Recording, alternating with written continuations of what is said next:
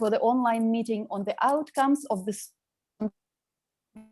contribution of civil society organizations to human capital development in Serbia. So let me say right away that today we will have interpretation English-Serbian, and I will share my screen to give you some technical instructions. Okay, so you may see here how to select the appropriate channel for the interpretation. So please select the one in which you would like to listen to the conversations today, either Serbian, not select anything. So I will give you a few seconds to do it. In the meantime, my name is Nadezhda. I work in the ETF's governance and quality assurance team, and I will be chairing some parts of today's meeting. So I hope you managed to select the channel. Let me also give you some technical instructions. So today we are meeting in Zoom. And as usual, I'm kindly asking you to mute your microphone while you're not speaking. But you are very welcome to keep your video cameras on so we can actually see each other.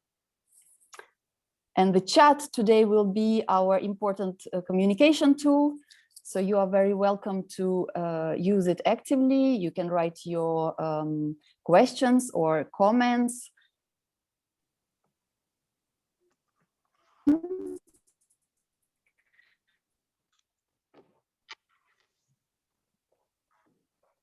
So I hope everyone managed to connect.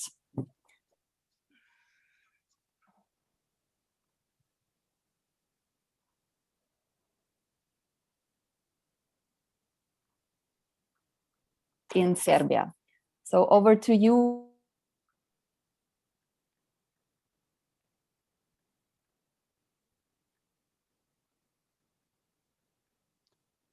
Nadezhda, we lost you at some point, but I think you opened the presentations. I'm not sure. Oh, I'm sorry.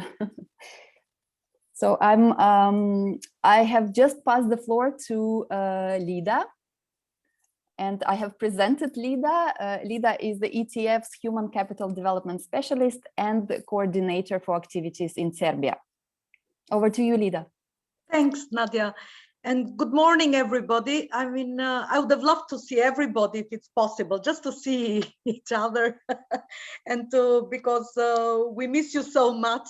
And it's over a year that we haven't been able to come over to Serbia, but I hope we'll soon. So I start by saying thank you very, very much for joining us, and the thanks go to all the Serbian institutions, and the ones present is the Ministry of Education, Ministry of Labor, it's the National Authority of Qualification, and all the other NGOs, but also the employers organization. And in this session, I will keep it very short because we want to have this platform for you to talk and to exchange with just the opening. We are honored to have with us the EU delegation, Mr. Martin Klauke, the head of the operation in the EU delegation to Serbia, and Hugh Musi from ETF, the head of systems and performance and assessment unit. So I will start with Martin, please, because there are three issues that we would like to frame these discussions apart from the work that has been done on the civil society organizations, and then role that they have for the non-formal and informal learning. But we remind ourselves that last year with the Serbia Ministry of Education and also EU delegation, we did a very thorough analysis of the civil society organization and all the institutions that are working on non-formal and informal learning to support young and adult people to assess lifelong learning. And this follow-up, which is followed on the role of a civil society organization, it gives a full picture and the commitment of the government, especially within the process of finalizing Serbia Education Strategy 2030, they couldn't come, the management, the deputy minister wrote to me because they are finalizing the action plan. But all this analysis, assessment, and your voice, which is one of the report is called The Voice from the Civil Society Organization, and from the field, they will be used as a basis for shaping and finalizing the strategy, but also using you as a network for delivery of some of the targets of this strategy. Martin, thank you very much, and the floor is yours. Thank you. Thank you very much, Lida, and also on behalf of the EU delegation, it's my pleasure to welcome you for today's workshop. I think it's going to be a very interesting workshop, and as usual, we know that ETF has very valuable contributions to the policy discussions in the area of education and lifelong learning. So I'm sure also today's report is going to provide a lot of interesting ideas for discussion. So what we're going to hear today is indeed a bit of an overview over the role of civil society organizations in the area of lifelong learning, and notably also in the context of COVID and how the different organizations adapted to this specific context, which certainly brought a lot of challenges also to their work. The work that civil society organizations are doing in lifelong learning is certainly very important, because if you look also at sort of the benchmarks, and if you compare Serbia with a level with certain standards in the EU, you can see that that overall the area of lifelong education, the lifelong learning, is not something which is very strongly developed in comparison to the EU. I think according to the latest figures, we are speaking about 4.3% of adults participating in lifelong learning in Serbia compared to 11.3% in the EU. So this is certainly an area where further work is necessary, and where civil society organizations also have an important role to play. On our side, I can assure you that this is also a topic that we are closely looking at, and so the results of the studies will also certainly impact on our own policy work, on our own programming work when it comes to the EU assistance. We have a number of ongoing and projects in the pipeline where we directly look at the role of civil society organizations in lifelong learning. That's notably the case when we look at our support to the implementation of the national employment strategy, where we are supporting a lot of active labor market measures that also try to involve as much as possible civil society organizations. And we are just now in the process of preparing, together with the ministry, also a new program and a new project in that area. And also there's a dedicated project to promote lifelong learning, which we are currently, together with the government, in the process of finalizing the terms of references. And let's say all the areas that you identify also as possible structural issues where further work is necessary on the legal side, on the capacity building side. It's certainly something also that we might be able to pick up with our assistance. So I will stop here and wish you all a very fruitful discussion today. Thank you very much. Thank you, Martin, for this very comprehensive recap of what the EU has been doing in years, because also this is one thanks also to the EU support that there is such a vibrant environment of civil society in Serbia. And also for the upcoming programming. And I hope not only this analysis, but also the different contacts and the voice of the civil society organizations, especially because sometimes, and as you know, that the majority are in the capitals or in the big cities, but the outreach also of the civil society organization in the regions and in the smaller areas, this will help a lot. And a lot of them have taken part in these studies. So thank you very much. And I pass the floor to Hugh Musi, so you can present yourself and how we see it through the work of ETF, this ongoing work. Thank you very much, Lida. Good morning, everyone. I'm delighted to be part of this meeting and this discussion. My name is Hugues Moussi. I'm the head of System Performance and Assessment Unit at ETF. Maybe I will just begin for those of you who would be a little bit less familiar with the institution in a nutshell to present ETF. So ETF is an agency of the European Union dedicated to human capital development, lifelong learning, and also VET.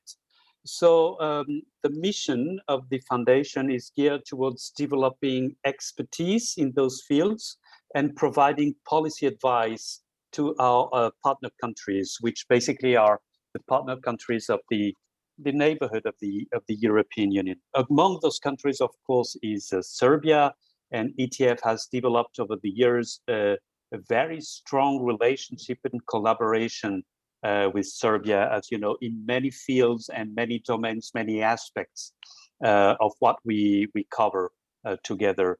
One of those aspects, of course, is governance. And as in ETF, we are moving from what was core of our work, really VET, to a broader approach to lifelong learning. Of course, governance is key. And among the governance approach that we have is the broad participation of civil society, different kind of organizations within the civil society sphere. It's very important for us. Hence, the survey that we launched last year on civil society participation into HCD in the perspective of lifelong learning. So we worked with 6 countries so far, and I will name them by alphabetical order: Albania, Jordan, Serbia, Tajikistan, Uzbekistan, and Ukraine. And we now would like to share with you the conclusions and findings of these very important, I think, report. So without waiting, I will hand it over to you, Lida, so that we can have a deep dive into this work. Thank you very much to all. Thank you very much, Hugh. And I don't know, Martin and you, if you will be able, because you are busy, if there is any urgent question from the people, or you allow us to continue then with Syria and the presentation. Sure, I think let's move on, I think. Okay, then. Thanks a lot. Thank you very much again. And Syria, it's over to you. Thank you. I think now to continue, perhaps we give an idea of the agenda of our workshop today, so that everybody knows how we're going to organize the discussion. So we have had welcome remarks from you, Lida, Martin, and Hugues, and thanks a lot once more, especially to the European Union delegation. And the program now proceeds with a few presentations. First, I will introduce briefly what are the purpose and rationale of our survey. Why did ETF implement this survey among civil society organizations? We will then, and my presentation will be short. What's more interesting is that we will proceed with sharing the main findings from the survey. And here we have our dear expert, Alexandra Chaloshevich, and she will guide us through the results of the survey in Serbia. We will have 5-minute breaks from the screen. And after that, we'll meet again in plenary to discuss about the main findings. We will propose 3 questions for discussions. Here in the agenda, you read group discussion. In reality, we will remain all together in order to hear from each other. So we think to have a more lively discussion if we remain everybody in the plenary session. After that, we have a surprise. The surprise is the presentation of my colleague Stelios Kargiannis. With his expertise, he has created a comparison among the countries that participated in the survey. We will have another final round of open discussion based on Stelios' presentation, as well as based on everyone else's presentation. And then we conclude with few short remarks and next steps. So that's the agenda, and I've also mentioned the names of the presenter, and we look forward to have you participating in the discussion. So what I will do now, if Nadia, it's okay from your perspective, I can make my presentation about the purpose of our survey. And yes, Syria. with your help, I would like to share just few slides. The survey was launched last year upon initiative of the European Training Foundation, but the purpose of the survey was really to catch up with the global agenda about lifelong learning. As Hugo already introduced, and also Martin already said, there is a global consensus under the umbrella of the 2030 Agenda for Sustainable Development, to which European Union and international organizations fully support and fully integrate and adjust their policy to this global agenda for sustainable development. And under sustainable development goal number 4, actually we speak about, and everybody speaks about, lifelong learning. It doesn't encompassing all the type of learning, therefore not only formal but also non-formal and informal. So in order to adjust and to follow and to operate in the framework of this agenda, we of course we noticed that there is a wide range of actors that are active and that support lifelong learning. So in addition to the actors and to the operators and to great work in the formal education system, we more and more discover the importance of other actors, including civil society organizations, in order to implement in practice the lifelong learning. The other, reason and the other motivation of the survey was the COVID pandemic, and we wanted to test and to validate the idea that the COVID pandemic has been perhaps an accelerator in order to show the importance, that shows the importance of the non-formal and informal learning. We know very well the education crisis. We know the suffering in the formal education system, and the question of the survey was also trying to understand whether the non-formal and informal learning has equally suffered, or maybe it has given the opportunity to highlight its importance even more. So this was the general framework, and the specific purpose and objective of the survey, which we see in the subsequent slide, was really to map the actions of the civil society organization. So in order to explore the role of civil society as an actor in the system, as interlocutor in the system of lifelong learning, we needed to make a step back and just collect evidence about what do they do.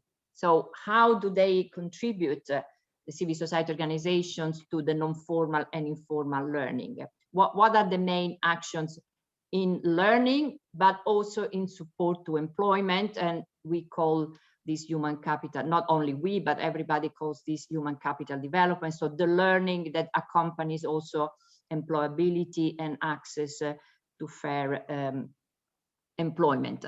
The second objective was, due to the, again, the crisis of the COVID-19 pandemic, we wanted to explore whether the civil society organizations have been able to respond with specific adjustment, adaptation to the situation? Yes, no. So in a way to try to appraise or to have a sense of the type of responsiveness of these important organizations in context of the pandemic. And last but not least, we wanted to collect some preliminary feedback from the actual people that participate in the activities of civil society organizations. Do they consider the CSOs work useful, effective, and what type of feedback would they share with ETF? So this is about the why and also the what of the ETF survey.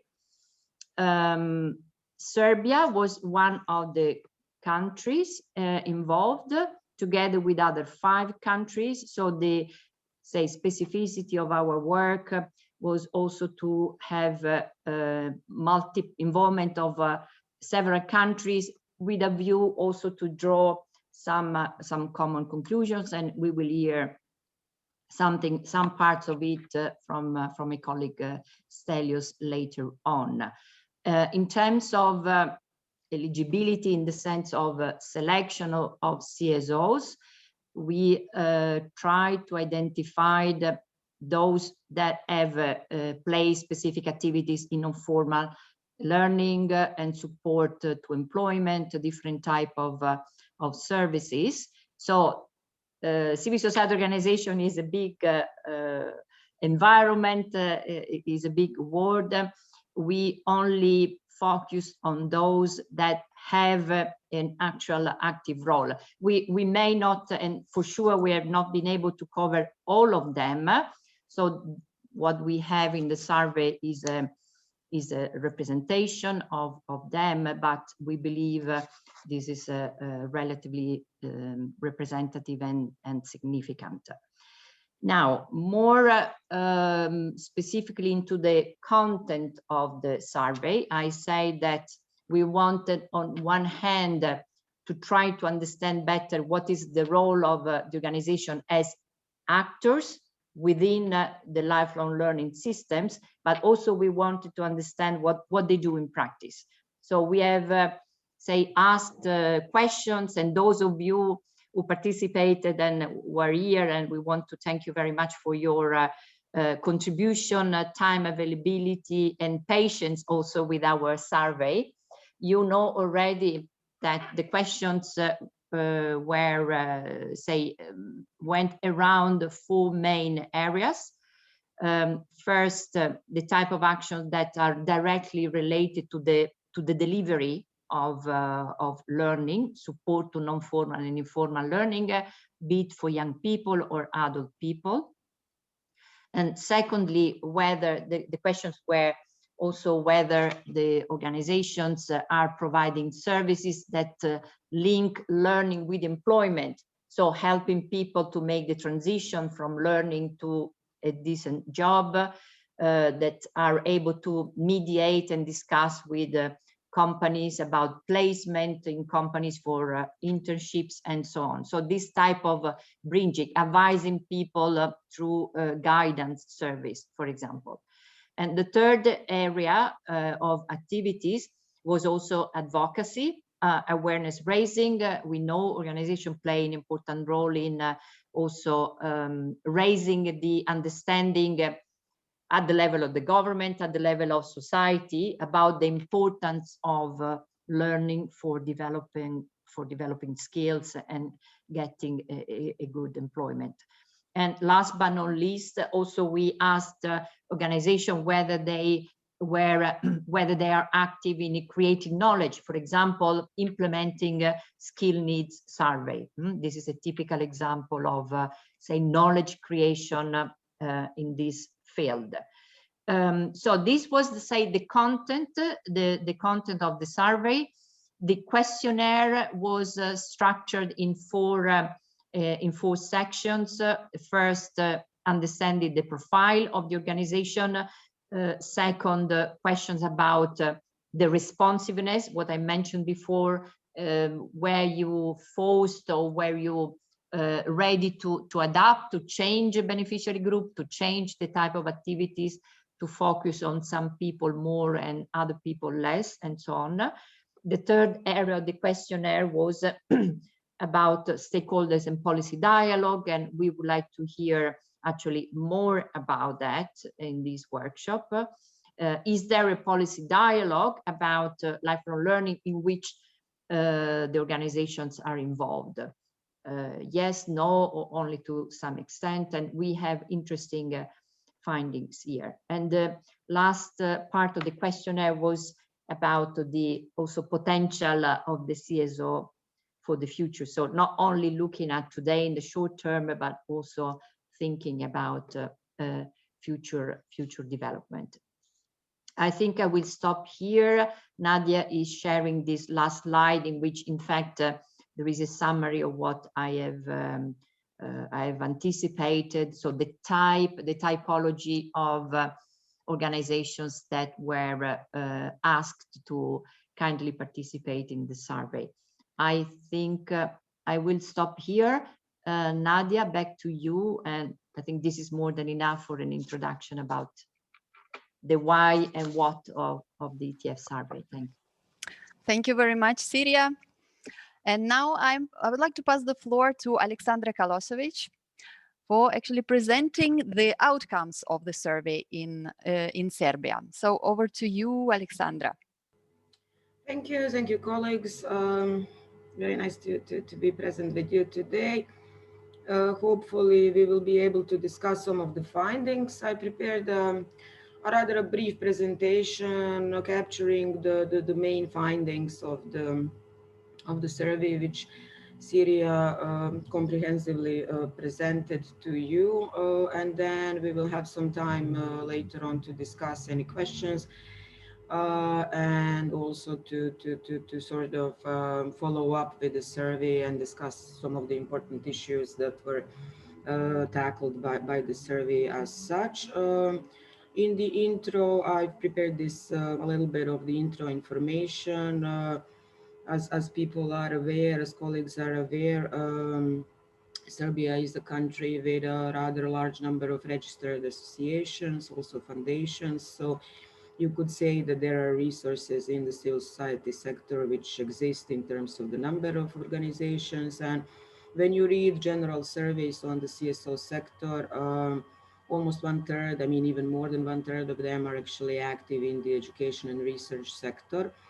And 34% of them are claiming that they are active also in providing non-institutionalized learning and additional education and training. So yeah, important resources that could be brought further and developed further and used in the overall human development capital, or human capital development in the country.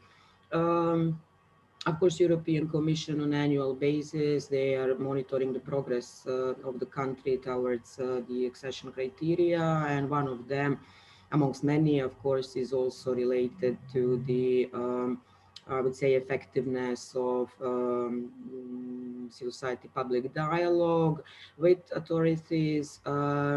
And the last report, as actually mentioned, the National Strategy and Action Plan to help create a positive environment for CSOs has still not been adapted, as mentioned on this particular slide. So that's a little bit of the introductory information for you to have an understanding.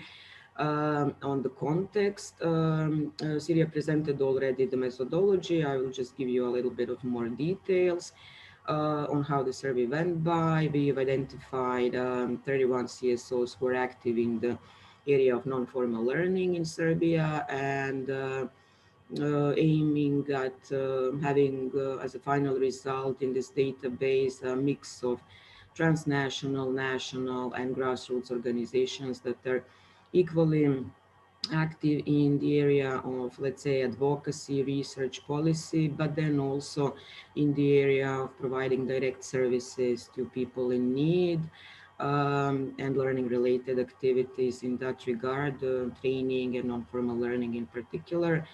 There had been in the database also specialized organizations that are supporting and advocating for the interests of particular vulnerable groups, whether migrants or refugees or IDPs, youth, people with disabilities and such.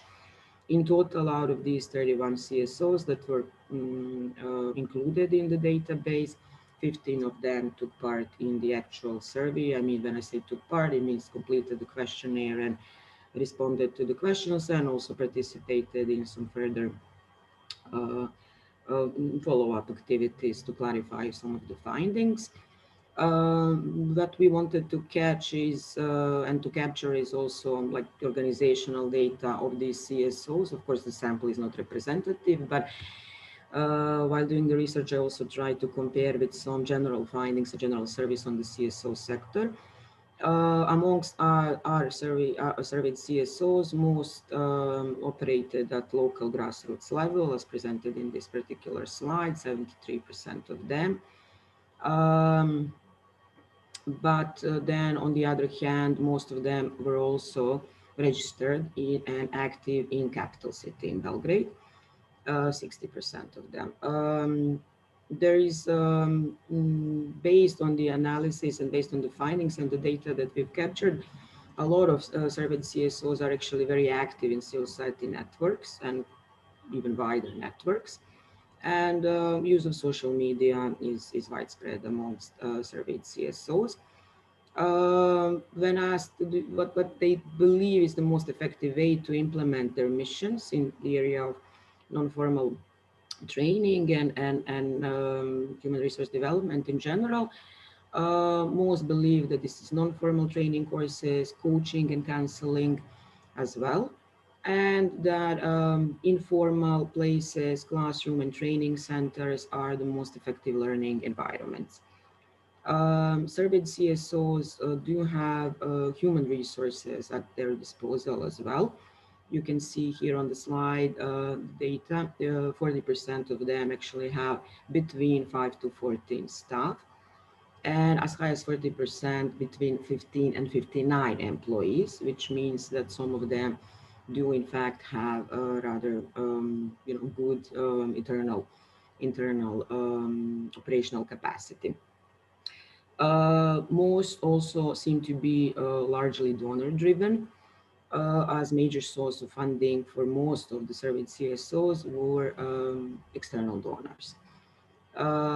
In terms of target groups that are addressed in the missions and in the general operational activities of the surveyed CSOs, most work with youth, as well as women, as well as vulnerable youth in particular, and most work to facilitate employment among their target groups, 80% of them. So this is a little bit of contextual data and organizational data that gives us the picture on the capacities and the general activities of the CSOs that took part in the survey. In terms of the COVID-19, which is still, of course, ongoing, we didn't really capture any major change in terms of beneficiaries. So CSOs that took part in the analysis, they were not changing their beneficiary groups.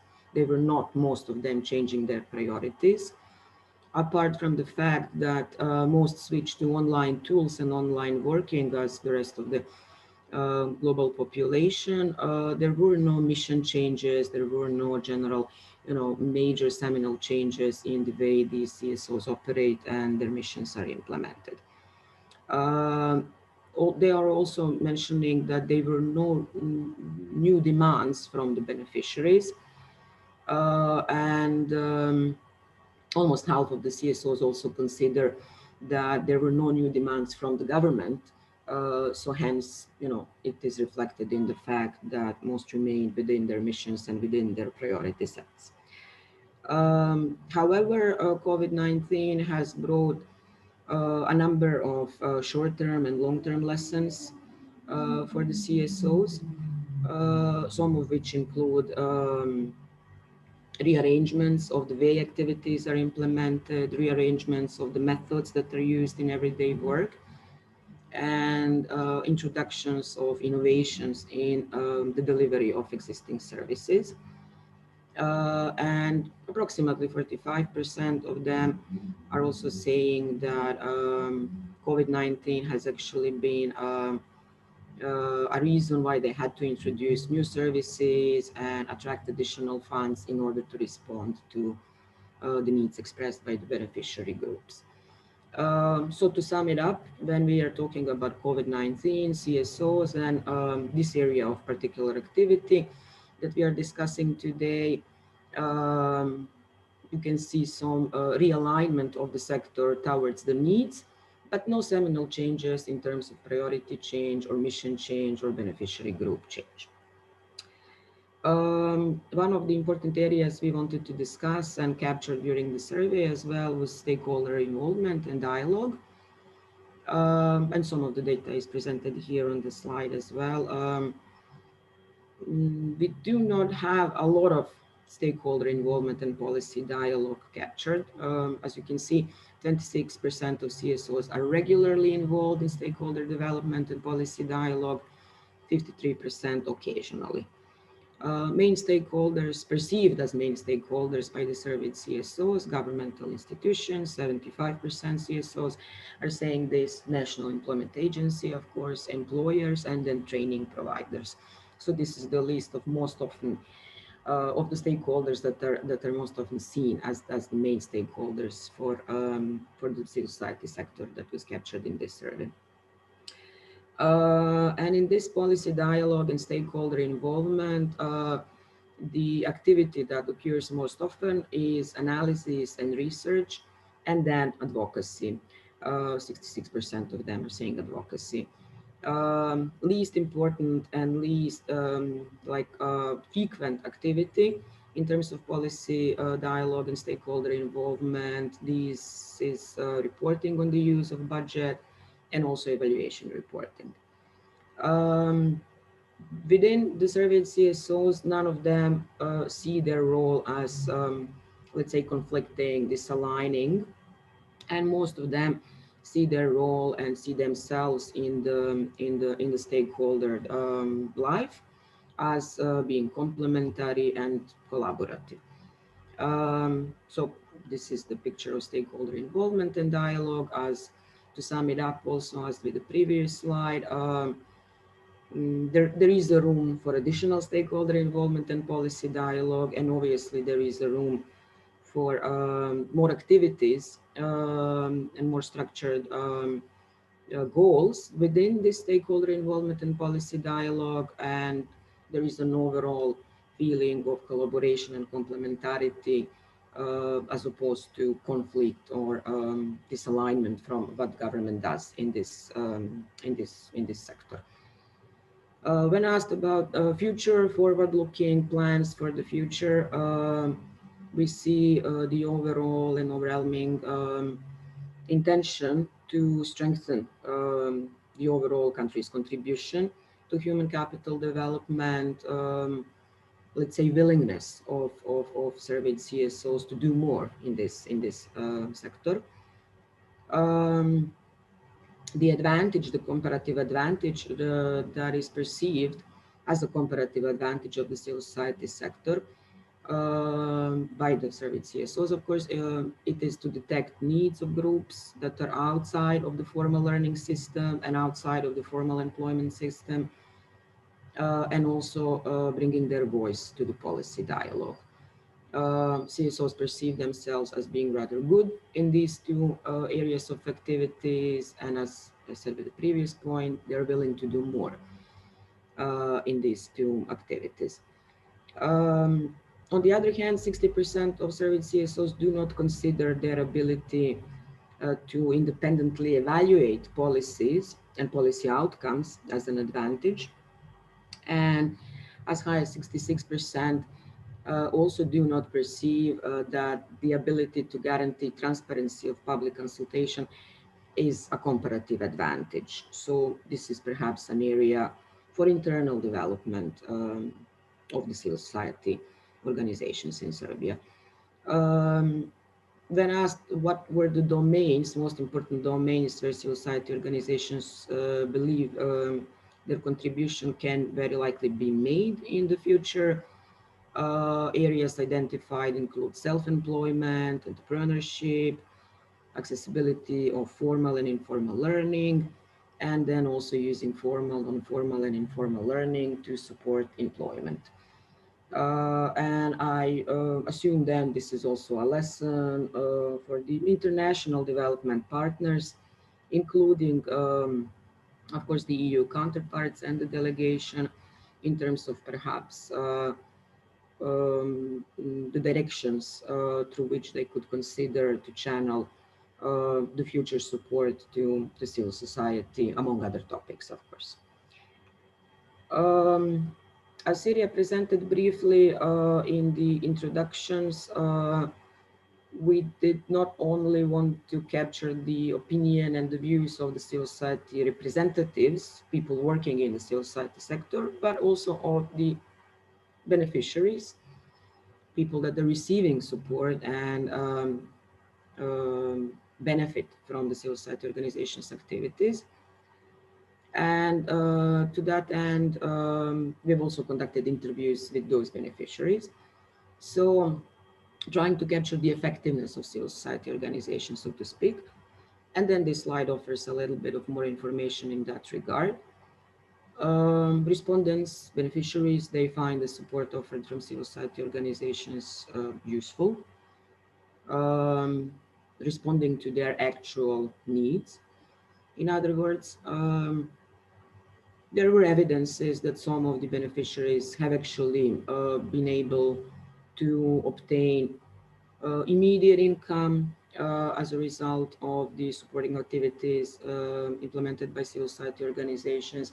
There are also evidences that they've been able to grasp new vocations, and there are evidences, which is also a very important lesson, that these people receiving support from the civil society organizations have actually been able to enter formal labor market and have actually been able to obtain jobs. However, what's also observant, but one could observe from discussing with these beneficiaries, is also that there are many other benefits that the support of civil society organizations offers. So not only entering the job market, so to speak, not only obtaining income, but also developing a set of social skills that support sustainability then of employability and employment. That was the ultimate goal of the support that beneficiaries were receiving. So words mentioned were community inclusion, peer-to-peer support, which was particularly important for some of the vulnerable groups, some of the representatives of vulnerable groups that we discussed with. Beneficiaries believe that learning by doing is a way to go when we talk about self-development. So no theoretical learning. They prefer to actually learn the job, you know, on the job, not to speak about the job in theoretical terms.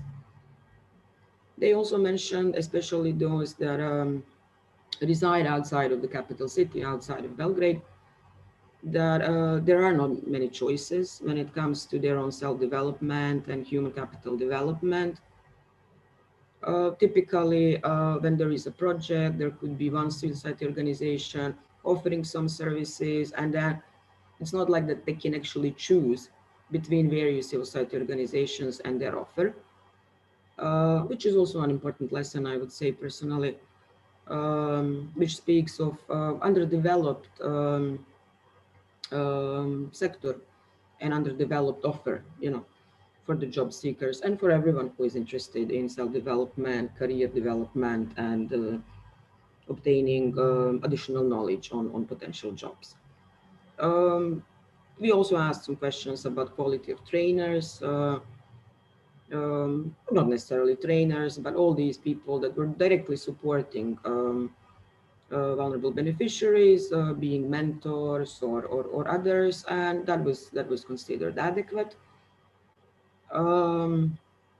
And what's considered as the, let's say, ultimate proof that beneficiaries do regard this support as adequate and responding to their needs is also an overwhelming belief that should they be in a situation to recommend similar experiences to their relative or a close friend, they would with no hesitations do so. Yeah. So in summary, they do appreciate the support received. On the other hand, what could be something to discuss a little bit more within the civil society organizations internally and as a group, this is the evaluation culture, because even though there were formal evaluations of the trainings always in place, one could see as well that reports on these evaluation findings and outcome evaluation in particular is a field that could use further development and perhaps further discussion.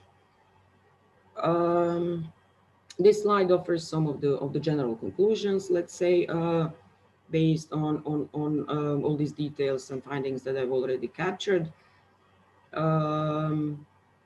Favorable institutional setting, opportunities to enter the dialogue and to get involved in policy dialogue, yes, they exist. But then there is a feeling also that CSOs do not believe that they could actually influence further development strongly. So that's one of the findings. The second one, good resources, and I say resources, mainly operational capacity exists in the field. Localized presence, ability to attract funding, appropriate mission, focus on vulnerable. These are some of the comparative advantages we've seen.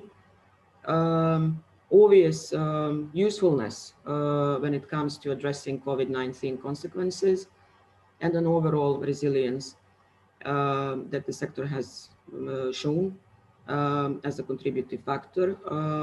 That's also another finding. Of course, COVID-19 has negatively affected all of us, but then again, it has been the source of stimulation and finding new ways to cope and conduct activities for the civil society organizations, which is an important lesson.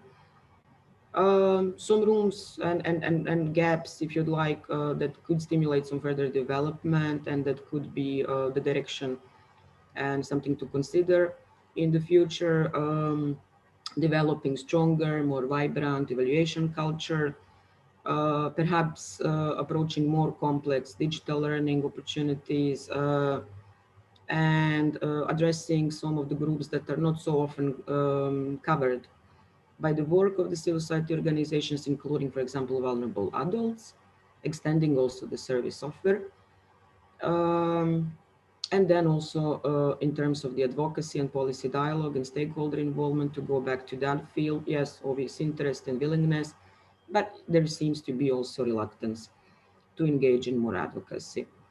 In terms of the activities that are directly linked with human capital development, and where CSOs find themselves as working most often, and also willing to develop further. This is supporting entrepreneurship, self-employment, and transition from informal to formal employment.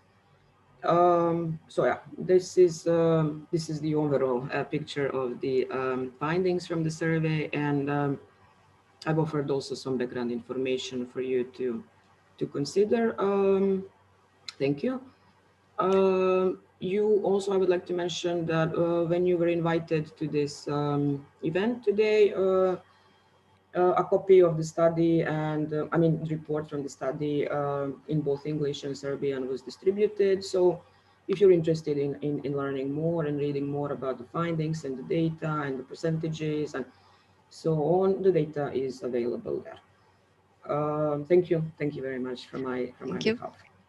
Thank you very much, Alexandra, for presenting this very comprehensive analysis of responses of Serbian civil society organizations. I think it certainly provides a very rich picture of how these organizations contribute to human capital development, and also their reactiveness during the pandemic times.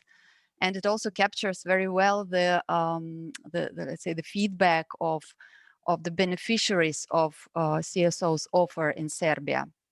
But now I would like to open the floor for questions and comments. So please, all participants are very welcome to comment on what they have heard. Do you agree? Do you disagree with the findings, with the conclusions? Would you like to bring your own experience to comment on these conclusions?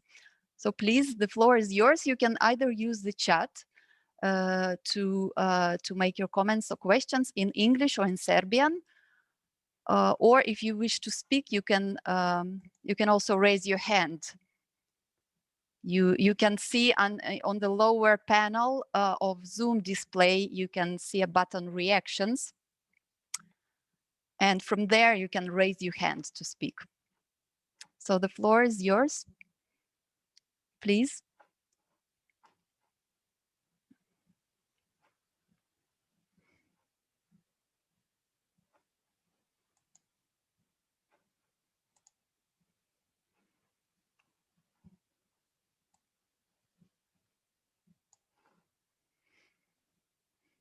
Please don't be shy. Yeah.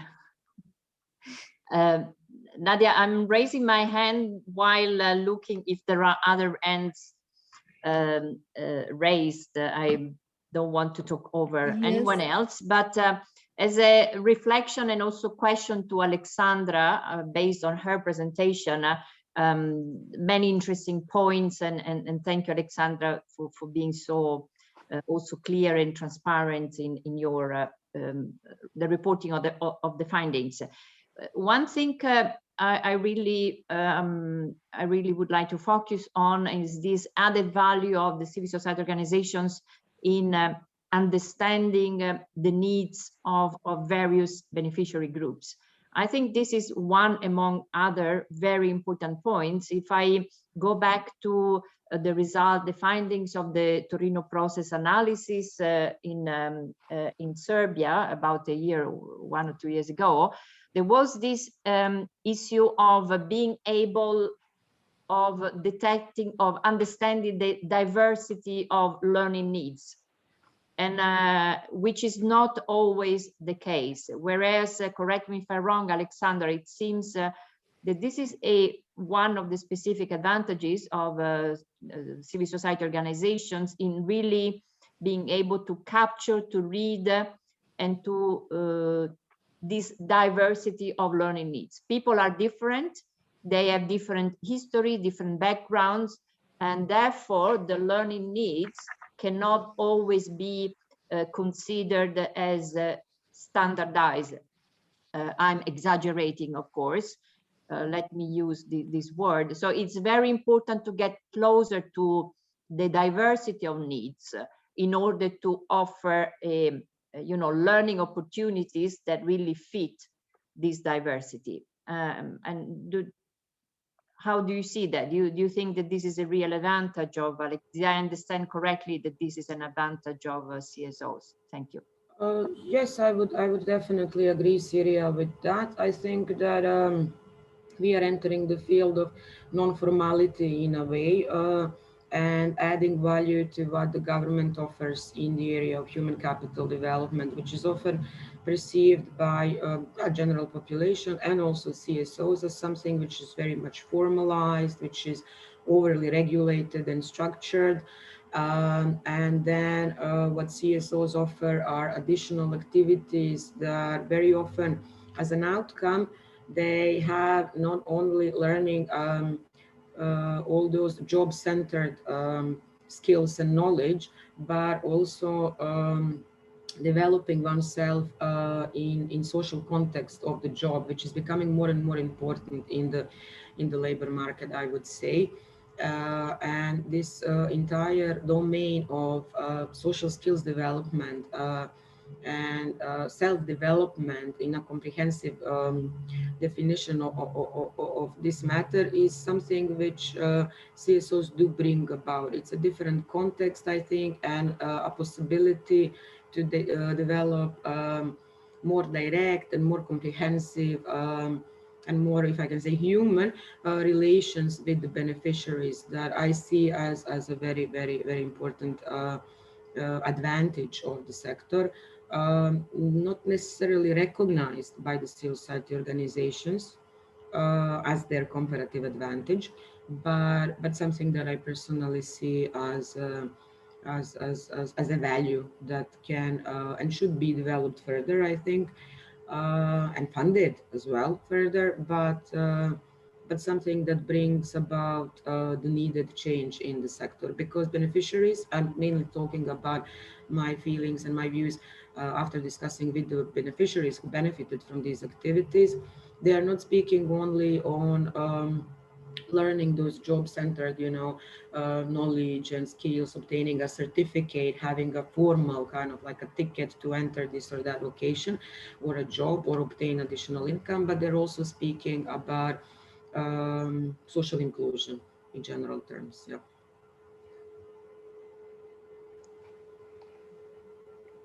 Thank you, Alexandra and Syria. I see Lida has raised her hand. Lida, over to you. Okay, no, I don't want to put questions, but I see some great colleagues and institutions around, and I see even their photos. And I see Professor Chaslav, the director of qualification agency, and I wanted to say hi to everybody. And thank you everybody for coming, but I would like very much to hear from them, no? Because yes, this study has a limited scope, as we know. It's a number of civil society organizations, but the institutions around the table, they work directly with all these organizations. And of course, everybody within their domain and work, but they can bring some other voices, how they see the role of the civil society in this. So I plead for you to say more, and also I want to hear your voice. I miss you after a year, so it's to feel like we are together. Thank you.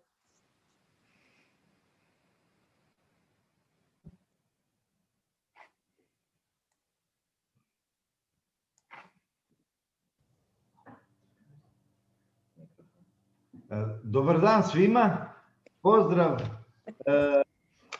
mojoj velikoj prijateljici Lidi i svima. Ja vas pozdravljam iz Agencije za kvalifikacije. Hello everyone, greetings to Lila and the other colleagues. I am calling you from my office, and my team is there. They are ready to work. I'm going to give the floor to Tatiana actually to explain everything from this document. And I think that we have read everything, but we have some small comments. I consider that we are going to continue our cooperation in the same way that we had it. Actually, I would like to wish you good health, and I wish everyone that this pandemic is going to be finalized so we can meet each other actually and finalize our work. Hello, everyone.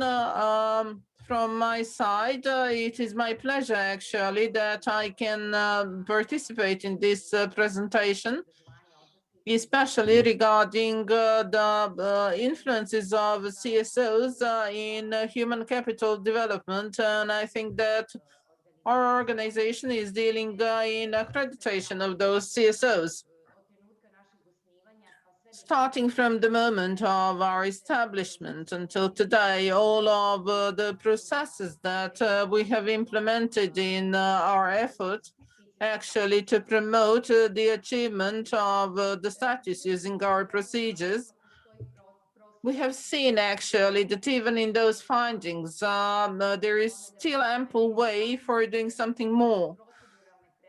Especially if we have some legal or procedural shortcomings which are preventing us to include the CSOs in lifelong learning. That is to use the accreditation system actually to increase the quality of the level of services that they give on the national level. I would also like to underline a part of your report where you are briefly explaining this procedure. And I know that you have the data from the civilian process survey regarding the informal education and employment in the Republic of Serbia. I would like to stress that the agency is currently playing an active role as an independent institution in the application of such organizations like CSOs. Looking at the results that you have presented to us, we find that it is really interesting that besides the civil groups of young people and unemployed people, we would also like to involve the adult population in the process of training and also lifelong learning perspective, because we have seen that there is enough of space for certain trainings that have to do with the key competencies and some other things which might enable active civilian participation in the public life.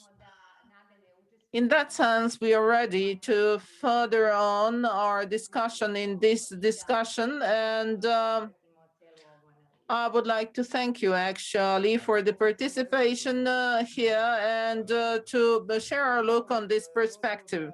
I would like to add we should mention the law on the national framework, qualification framework, which has been in the discussion in the Republic of Serbia. And according to that law, agency is issuing to the accredited organizations for the employment of adults, we are issuing the certificate to publicly acknowledged organizations of education and the other organizations. And the Ministry of Education is dealing only in schools. They are dealing with schools, and we are dealing with all the other organizations. So I think we have a more difficult type of work actually in front of us, because we have to take into consideration the educational staff, the learning environment that they use, and we should also work on the promotion of adult education in order to have additional qualifications there, and also to retain the young people here so that they can have their own families and own job, and we can be stronger as a partner of the European Union and according to the valid standards that are applicable within the EU. Thank you. Thank you, the whole team, and we will see you soon. Thank you. I would like to hear also from the ministry, Nevena, from the Ministry of Labor, and anybody who would like to give their point of view from what it was presented, or anybody else, but just to hear everybody's side, what they think. Thank you. Dobar dan. Da, ja sam se danas uključila više ispred Cipru tima. Hello, I have actually participated on behalf of the Cipro team because lots of colleagues couldn't actually join us. I thought actually to participate there, but I think that the people from the employment sector actually should have a kind of dominant position, and we have actually adopted the action plans for the pre-accession period and for the next 3 years, because we have recognized in our work the role and the play that the CSOs have in our society, and we have actually recognized that regarding the implementation of the employment policy. And we also plan in the next period that we are going to have pilots and implementation of the program of guarantees for young people, and the key partnership with the government sector. This is going to be important regarding the implementation of outreach that is spread to the young people who need additional support in order to find a job. we are also trying to use the other programs based on CPRI presence and the support of young people on finding a new job. So we have lots of those experience practice as a kind of good practice in the employment sector. Speaking about the CSOs, they are not employers, but in the next period, we are planning to have a new employment plan, and we are also going to discuss the positions of CSOs, for instance, as employers. However, we would need additional licensing process in Serbia in order to include them as the leaders of the possible employment, actually the employers. I'm going to read the report that you have sent me because I have received the material just yesterday.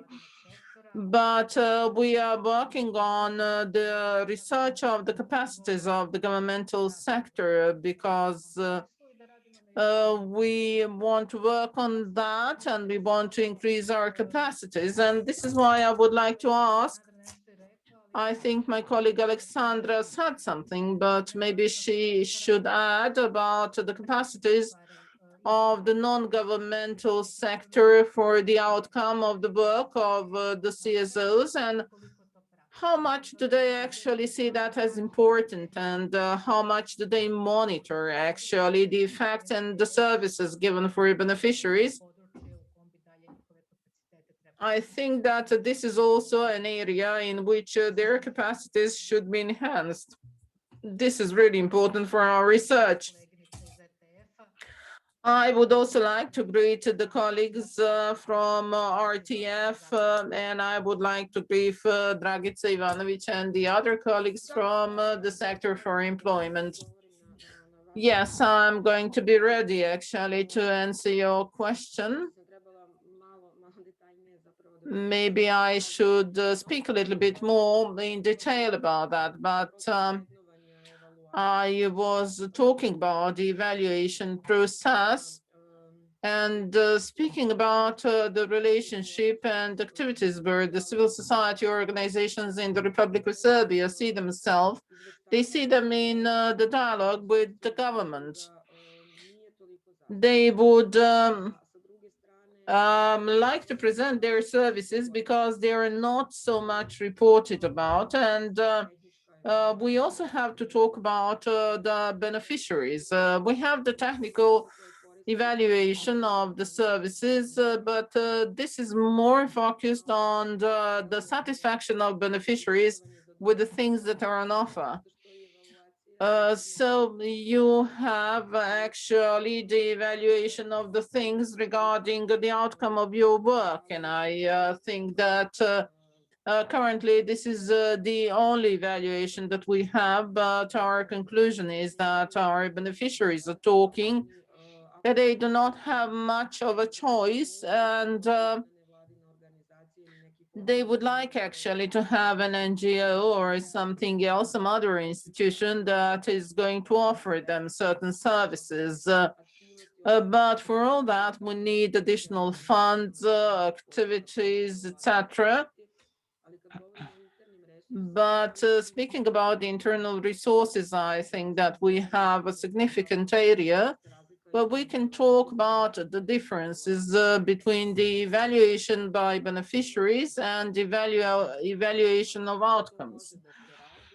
How we should do it, what is the methodology that we should use, and what should be the results actually. I think that those are the things that we are missing currently. And this is something which can be developed because the organizations can say what is the beneficiaries' satisfaction of the services offered, but they cannot tell actually what is the scope of our work, what is the scope of activities that they offer, what is the influence that they have regarding the possible employability of people.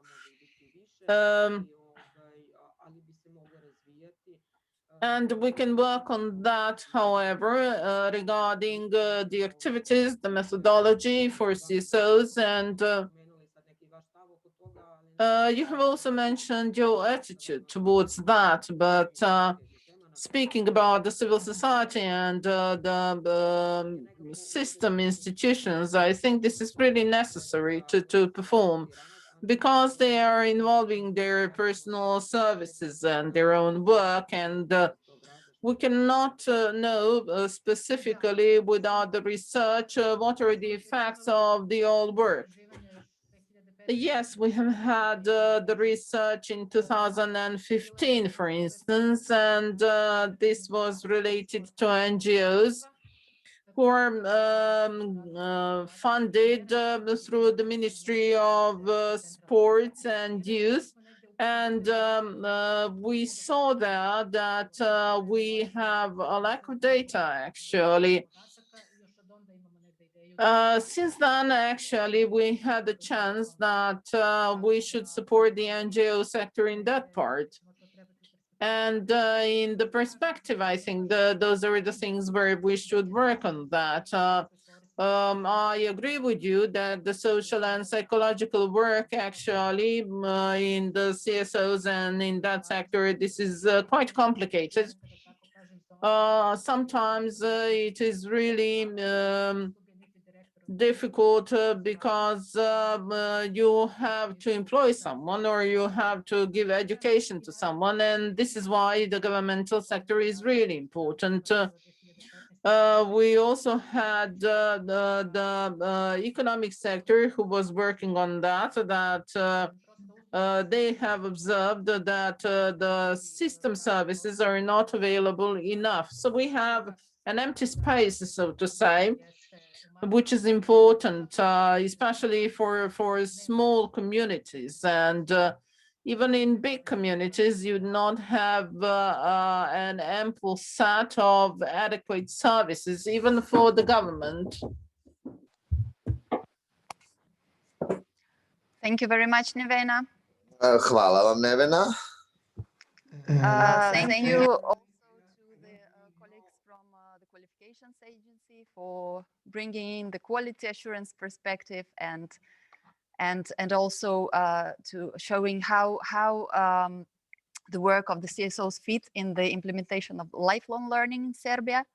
But now I suggest that we are entering into very interesting discussions now. Now I suggest that we have a short break to recharge our batteries, maybe just a 5-minute break.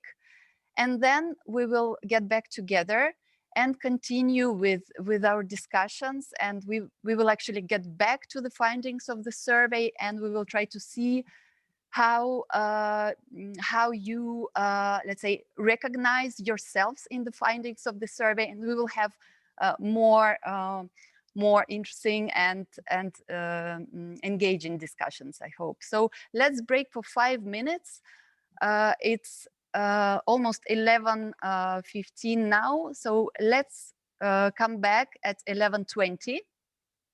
And don't hesitate to bring a cup of coffee or tea with you for discussion. So see you at 11:20.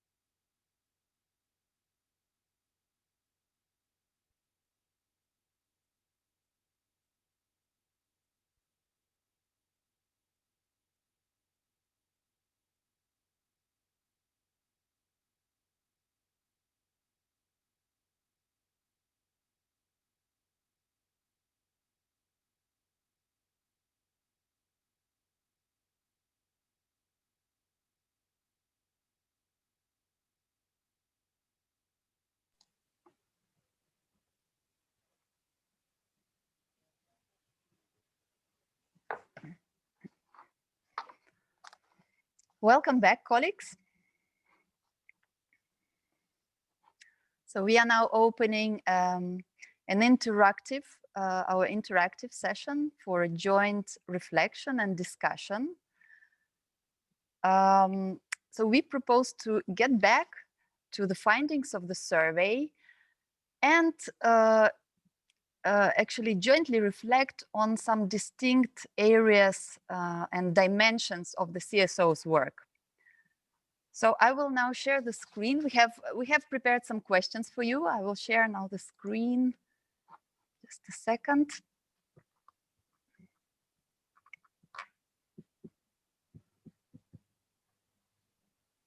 Yes, I'm just asking the technical producer to stop sharing his screen, so I can share the screen with questions.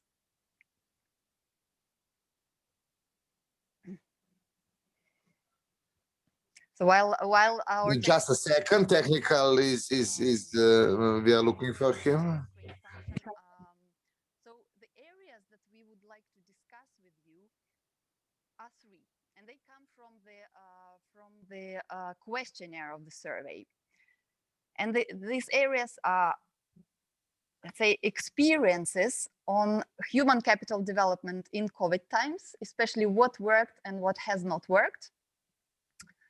The role of the CSOs in improving the quality and effectiveness of public policies in human capital development, and the CSO's dialogue with institutional stakeholders in Serbia. So under each of these sections, we have prepared some questions for you that you can see now. So if we start with this first area of experiences in COVID times, what has worked and what has not worked. So I'm just now throwing these questions to you and looking forward to your reactions, to your comments, maybe to your experiences. And the questions are, so considering the new activities and changes made during COVID pandemic in Serbia over the past year, what has worked and what has not?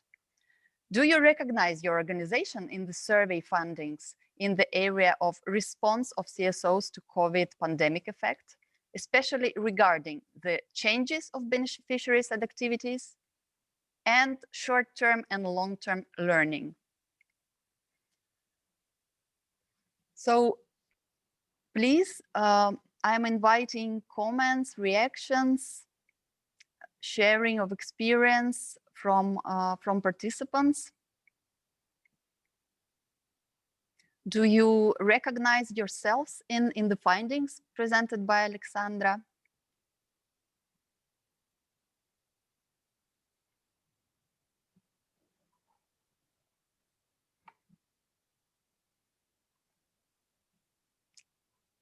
So maybe Dobar dan.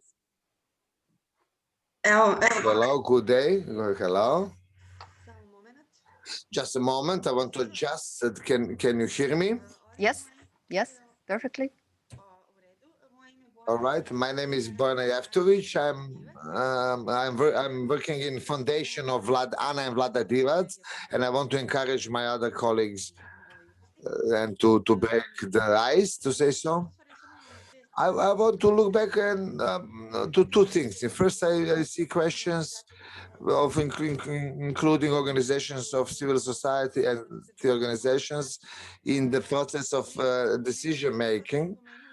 And firstly, we mentioned the strategy for employment, the consulting for strategy for employment we did during the New Year's and Christmas breaks, and it shortened our action time, and also drafting the action plan was even more important for us. It was not available for comments from other civil society organizations, and we are having hard times still when we are drafting the most important strategic documents, most often civil society organizations are enrolling late, and changes we require are not essential in a sense that maybe we can draft small changes in the documents, but not essential ones. As I can see, this is the first question, and I want to focus on this. Second problem I have noticed that the organization of civil societies, when they are delivering the training, providing trainings, the organizations, they don't have stable and continuous sources of financing and fundings.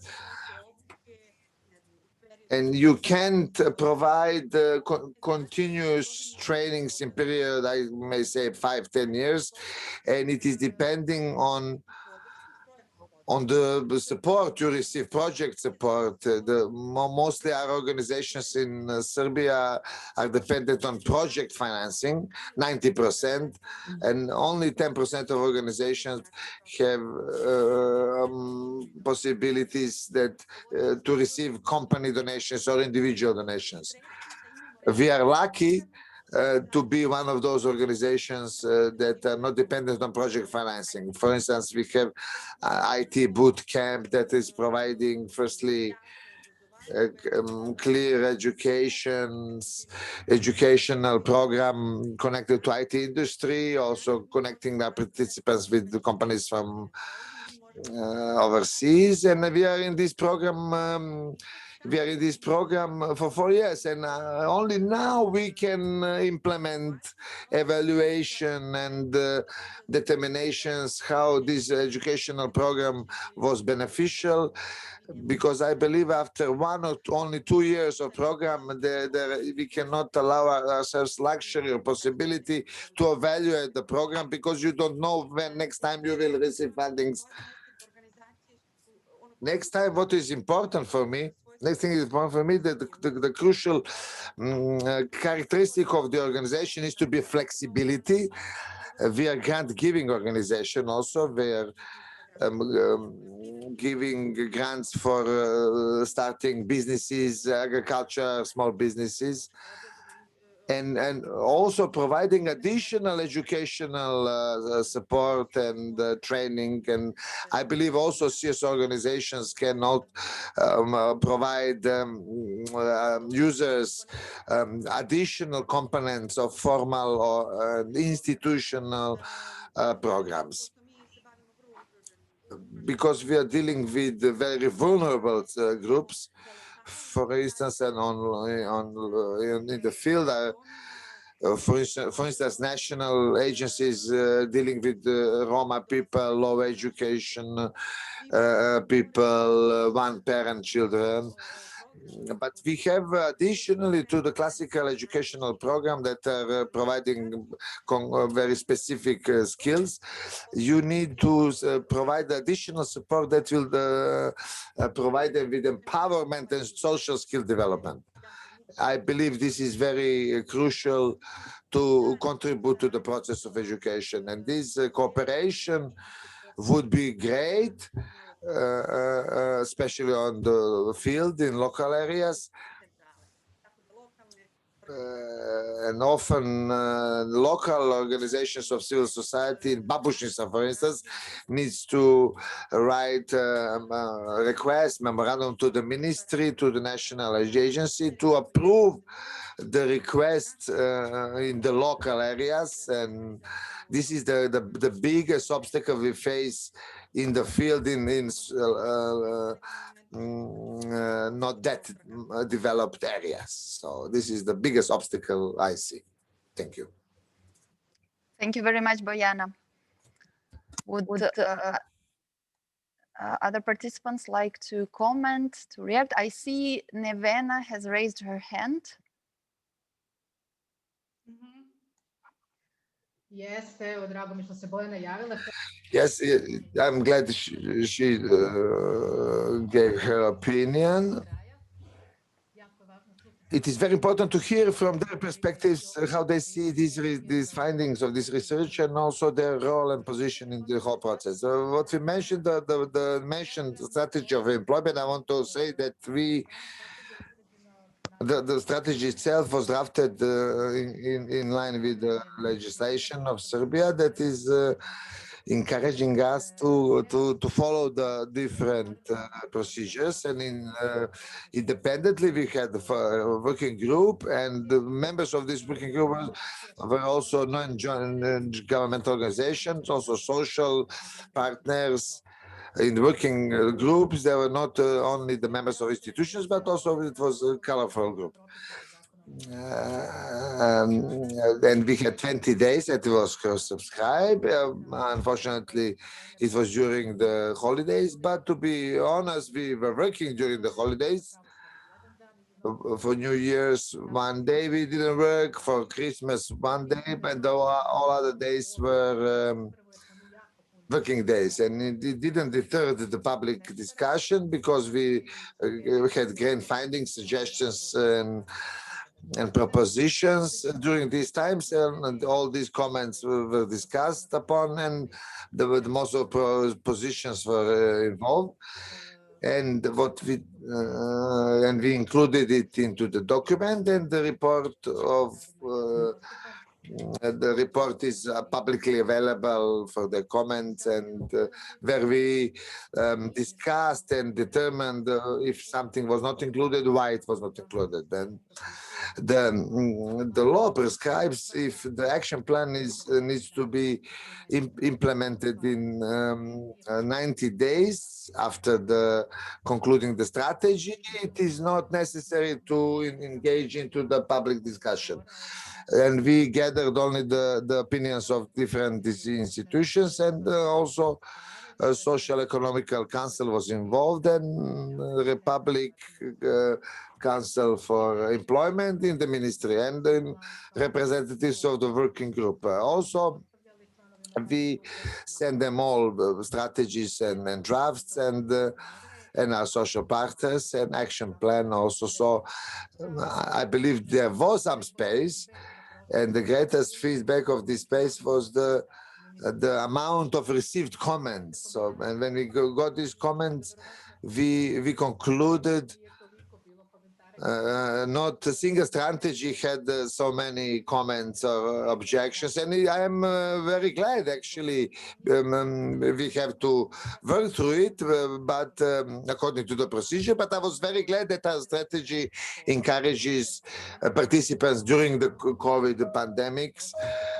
Is transparent, and most of people deal with the pandemics than the strategy, but it was visible, and it was very useful and highly commented upon.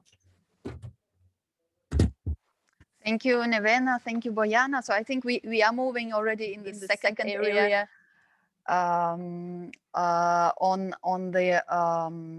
the role of CSOs in the policy cycle in Serbia. I see another raised hand. Miodrag has raised his hand, and he would like to speak. Go ahead, Miodrag. Dobar dan svima, ja sam Miodrag Nedeljković iz organizacije. Hello, I'm Miodrag Nedeljković. I come from the CSO for initiation and cooperation, and we are participating in this research. We have tried actually that this field of rendering informal education in Serbia becomes as visible as possible. So we can come to certain conclusions about what should be necessary to do in the next period. It is also interesting to hear the things that Bojana has stated, that the civil society organizations that we are facing, but also Nevena stated that in those groups that she monitored, she had 2 CSOs, which is, in my opinion, a small number. However, in this whole situation, we are also the guilty side. We as the representatives of the society, not because we are not representative enough, but because we do not produce enough of information in certain decision making so our voice can be heard. My organization is working with the labor unions, with the Association of Employers, with the Ministry of Labor, with the local self-government, with the national services, and for a longer period of time, some 14 years, we are dealing in different types of education that we have. It is regrettable that the organization like ours is not actively participating in the development educational plans of the government. And however, we are guilty for that, although we have been funded significantly due to all of the projects that are given to us. We are mostly focusing on the beneficiaries in order to have the project implemented in the best possible way. However, when we receive certain results and when we want to promote ourselves in the best possible way, then we switch to another project. For instance, last year and this year, our organization had in Ras area in Sanjak, Pazar, Tutin, and Syanica, more than 1,600 workshops of non-formal education for children, young people, and adults, where we thought actually how to cover by the end of the project 25,000 participants who are going to attend those educational services.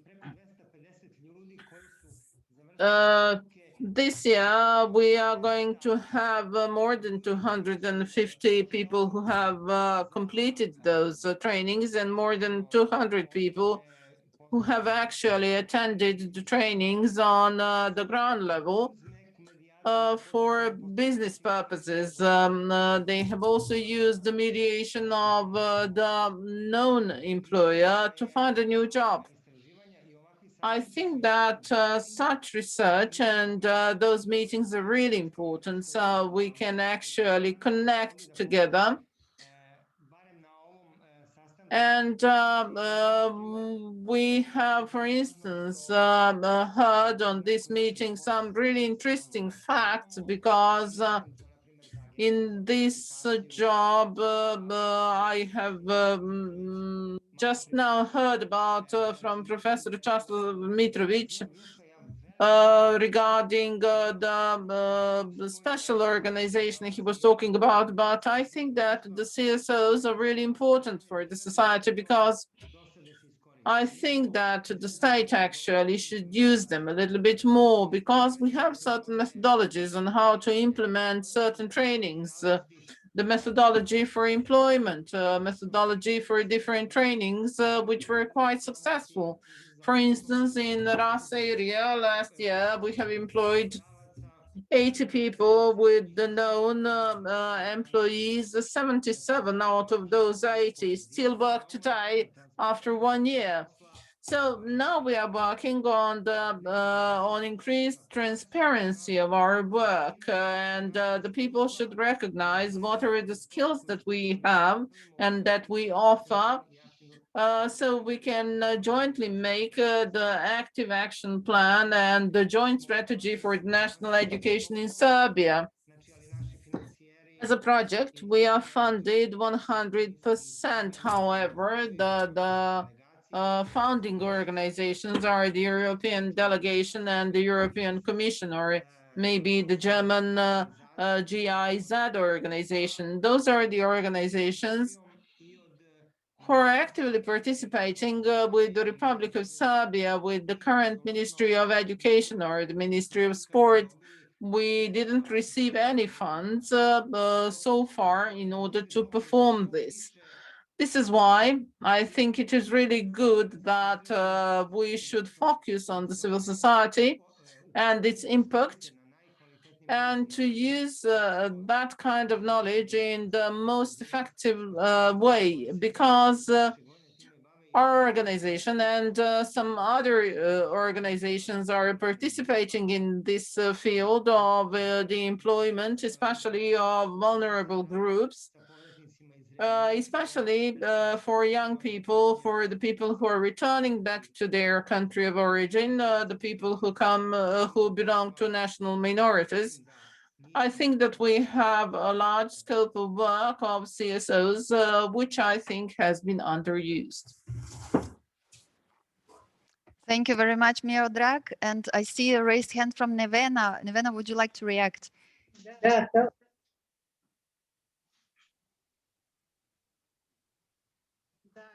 Go ahead. It is not a question, it is just a comment. I would like just to greet Miodrag. I think that we have lots of capacity in the NGOs, which should be researched additionally. We know of some NGOs who are really good as partners in some of the projects that we are actually performing together. But I think maybe it should be actually good for you to present your organization. We have understood that we have had different activities by NGOs. We should research those capacities. We should map what are the organizations that are dealing in the employment system where we can actually work together. Speaking about the Agency for Qualifications, possibly not have enough time or the capacities actually regarding the deficiencies in the work of the government regarding this issue, but we are dealing now with an NGO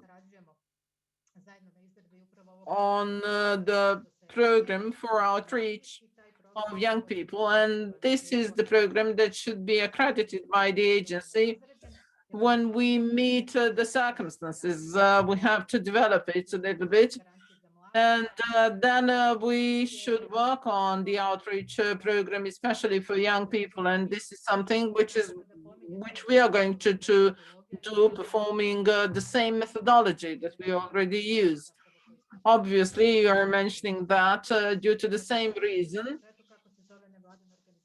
So it is just important for us actually to get the official name of your NGO so that we can know actually in the next projects actually what is the organization that we are going to work with. We are the Coalition for the Development of Social Entrepreneurship. And this is something where we can jointly work together in the future. Thank you.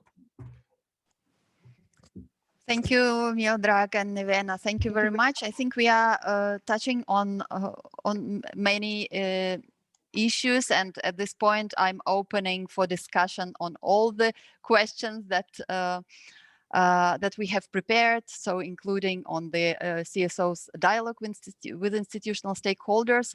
If other participants, other CSOs would like to react, to comment, to bring their experience, please go ahead. In the meantime, my colleagues have taken notes of what has been already discussed. And so if I manage, I will share the notes with you. So I'm just asking the technical producer to send me the link to the notes. Mm-hmm. But in the meantime, colleagues, please, if you would like to react. Yes, also, I think the Alexander and colleagues, the link can be shared in the chat so everyone can access to the notes that Alexandra is kindly taking, and I'm just adding a few words. I think that on the 3 questions, we already have some general points. For example, from the first question, I don't know if everyone can see it now. If you have the link to the Google Docs. Not yet, Syria. Not yet.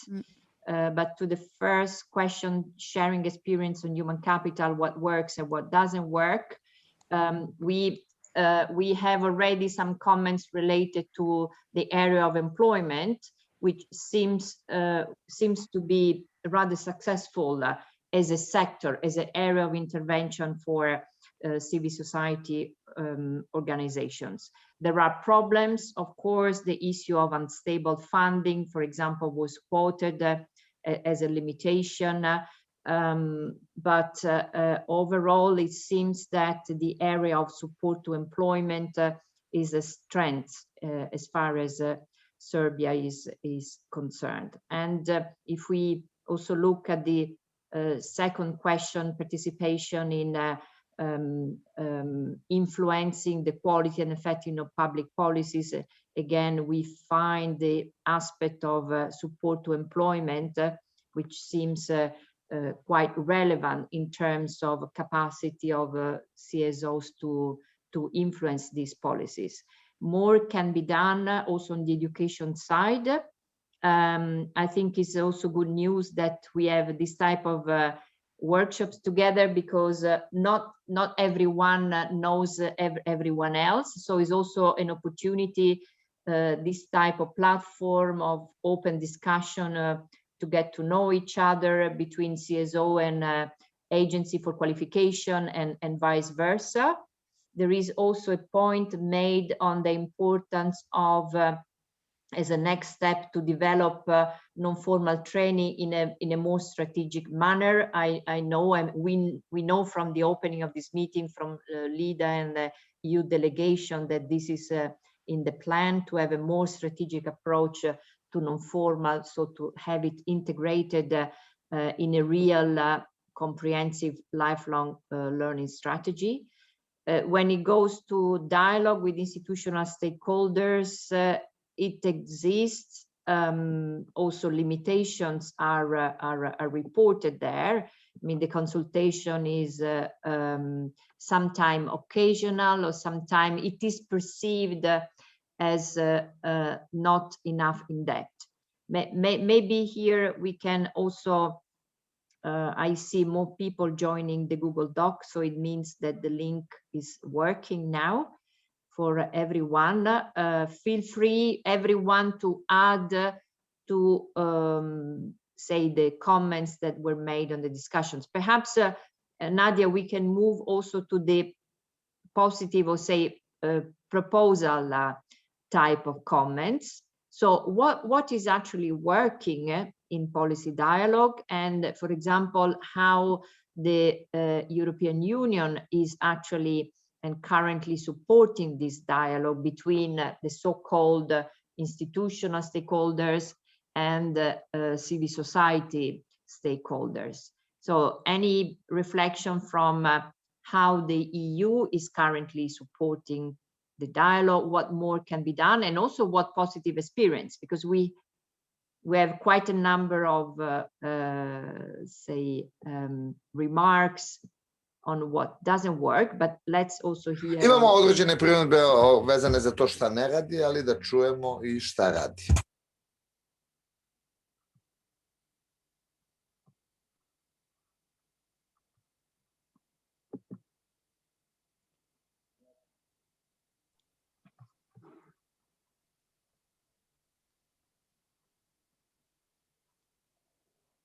Nadia, you are muted.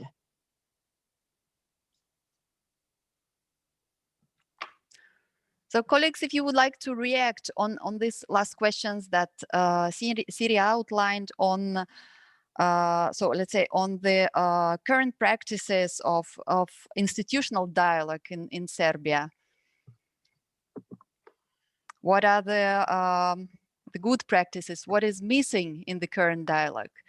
And also, how is the cooperation between Serbian stakeholders and the European Union can support this institutional dialogue?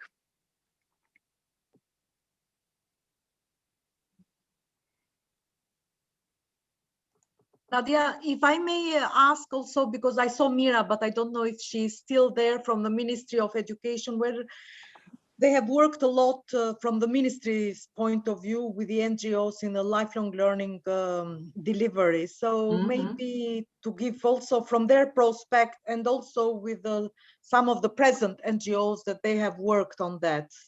So we need to hear everybody's side, no? How they see and the good cases and also what they think it needs to be done further with support of the EU and all that has been done in all these years.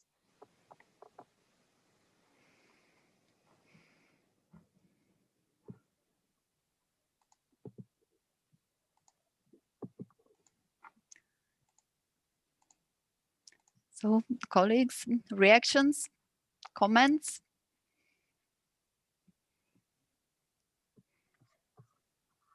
And I know also Irena is here from the EU delegation. Maybe she wants to stir up the discussions since she's in the field and she knows more what goes on. So whoever can bring up some great examples. We don't have much time. Yes. Yep. Yes. Okay. Go ahead, Irena. Thank you. This is Irena speaking from the EU delegation. I'm sorry, I'm not turning on my video. I have problems with my connection.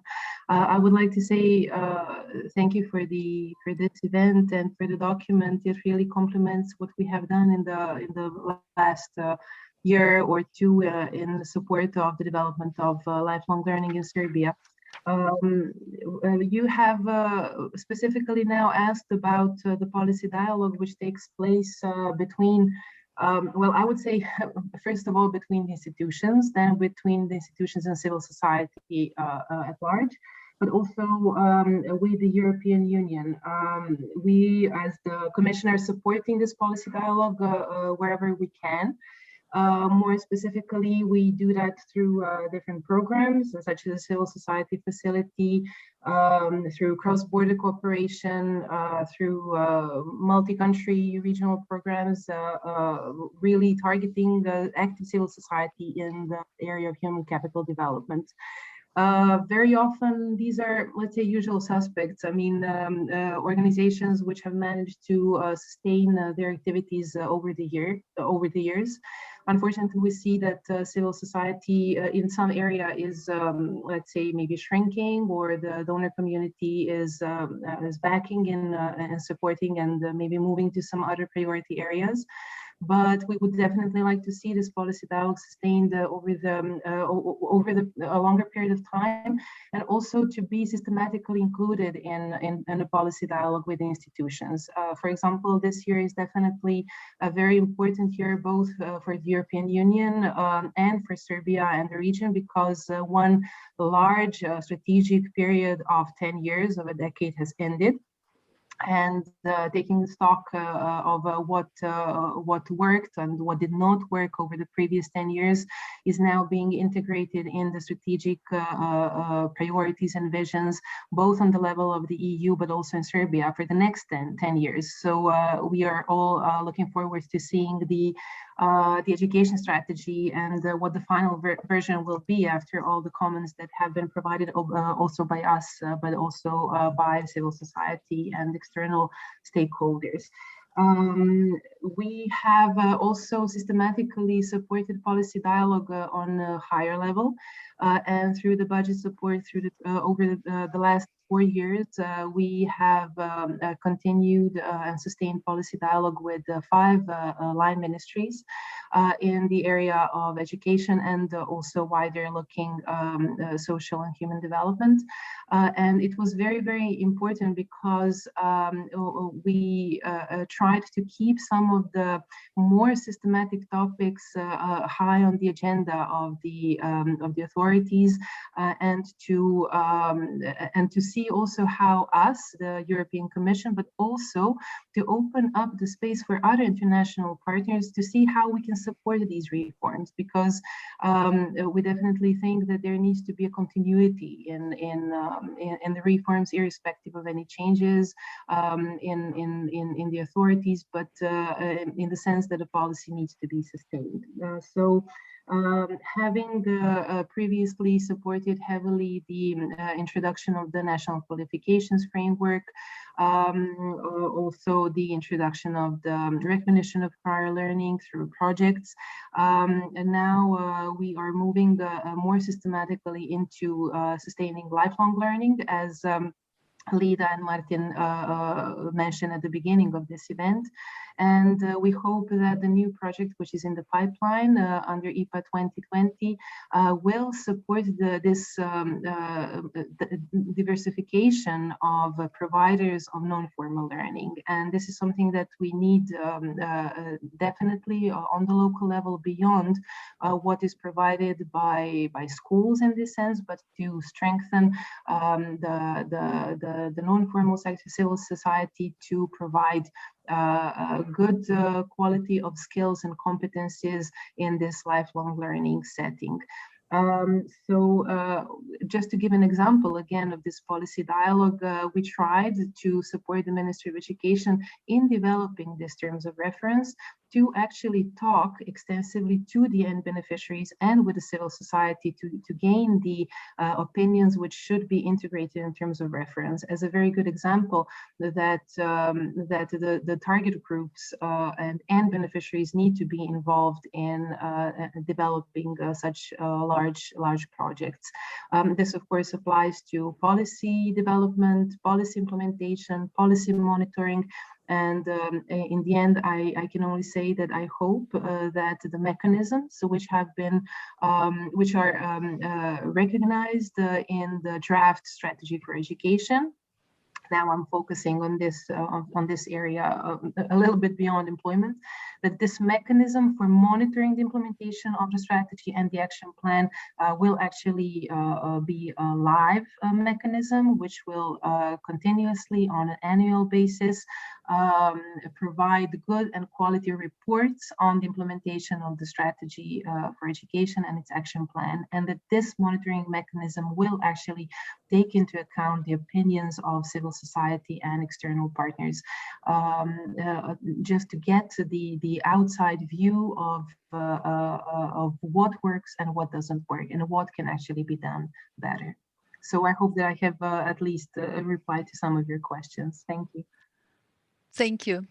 Thank you very much, Irena, for bringing this European perspective of how EU supports the policy dialogue in Serbia. So, colleagues, now I would like to close this this discussion session for now, and please remember. Ja se izvinjavam što upadam u reč. Excuse me, but shortly I can share with you one positive example with one very specific example. Bojana, yes. It is not very shortly. If you manage to do it in 1.5 minutes, let's say.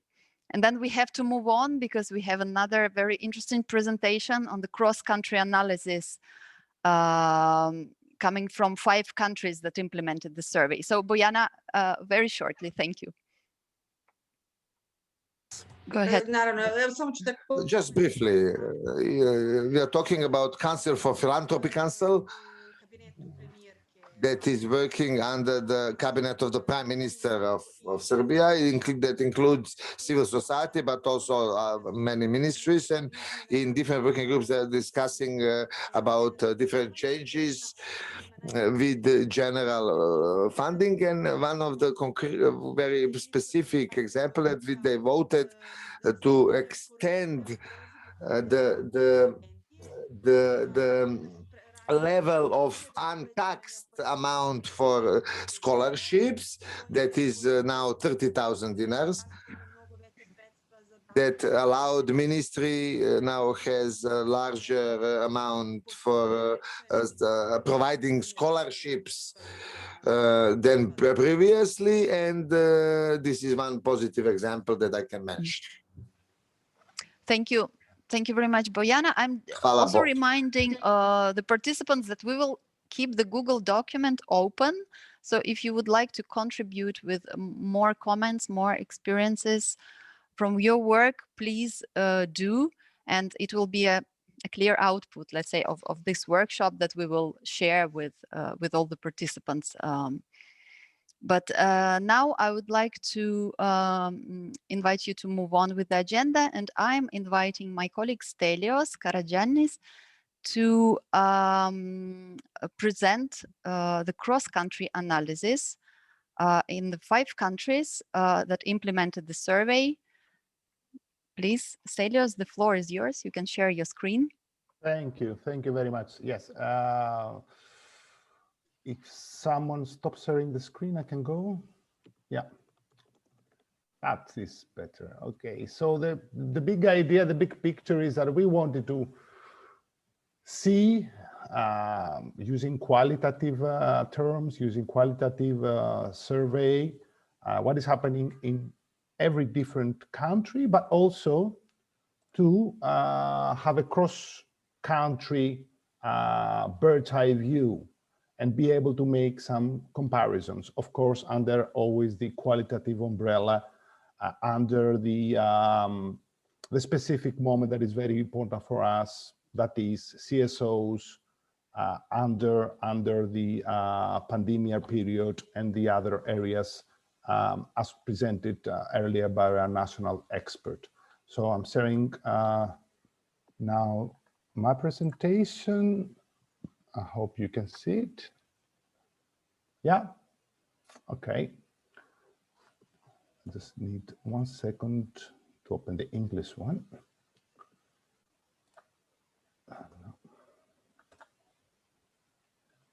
Okay, perfect. I'm not going to go again through the main characteristics of the presentation. I'm just going to stick to the main big points of the cross-sectional analysis.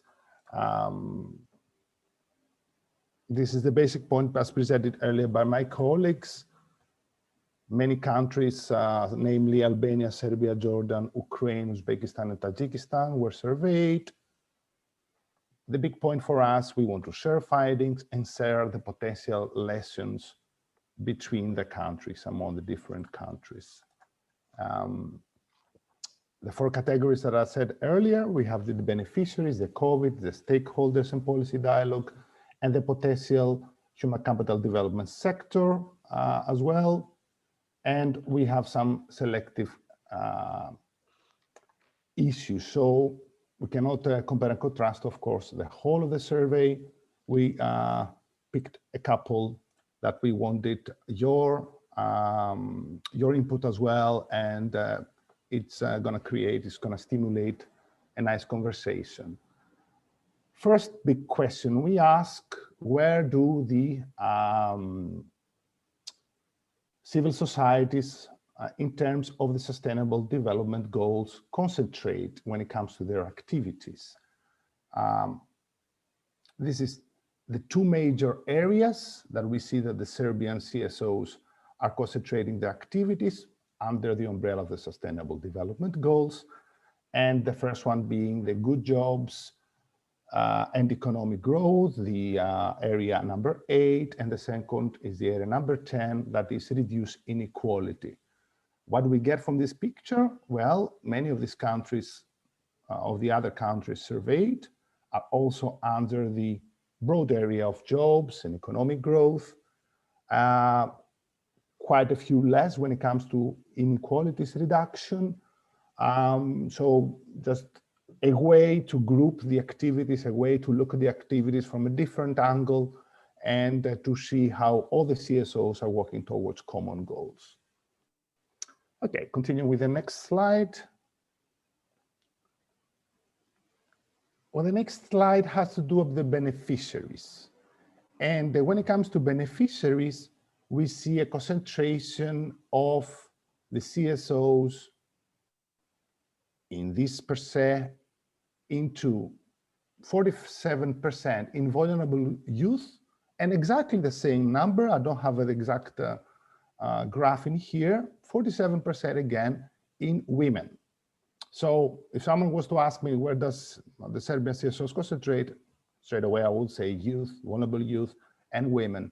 What's the picture in the other countries? Well, main beneficiaries are highlighted to be women, a huge percentage of 78% in Albania, much less when it comes to Jordan and Uzbekistan.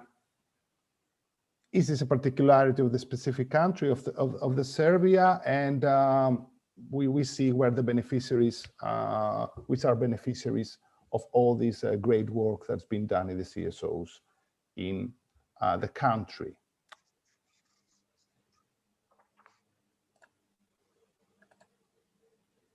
If you see that I'm a bit slow, is that I'm double working on two presentations.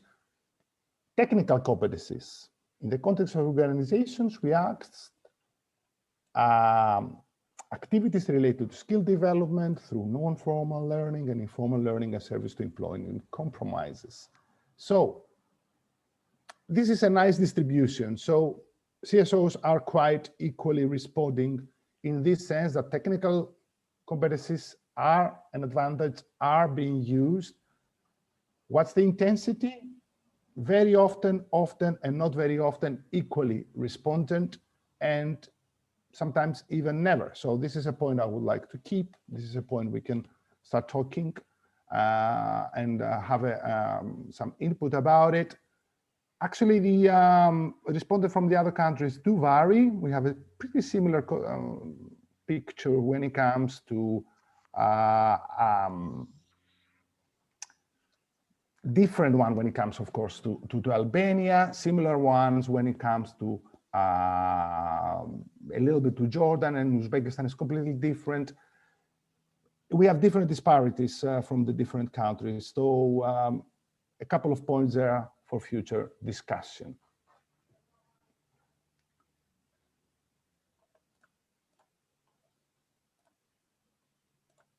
Continue to the next slide.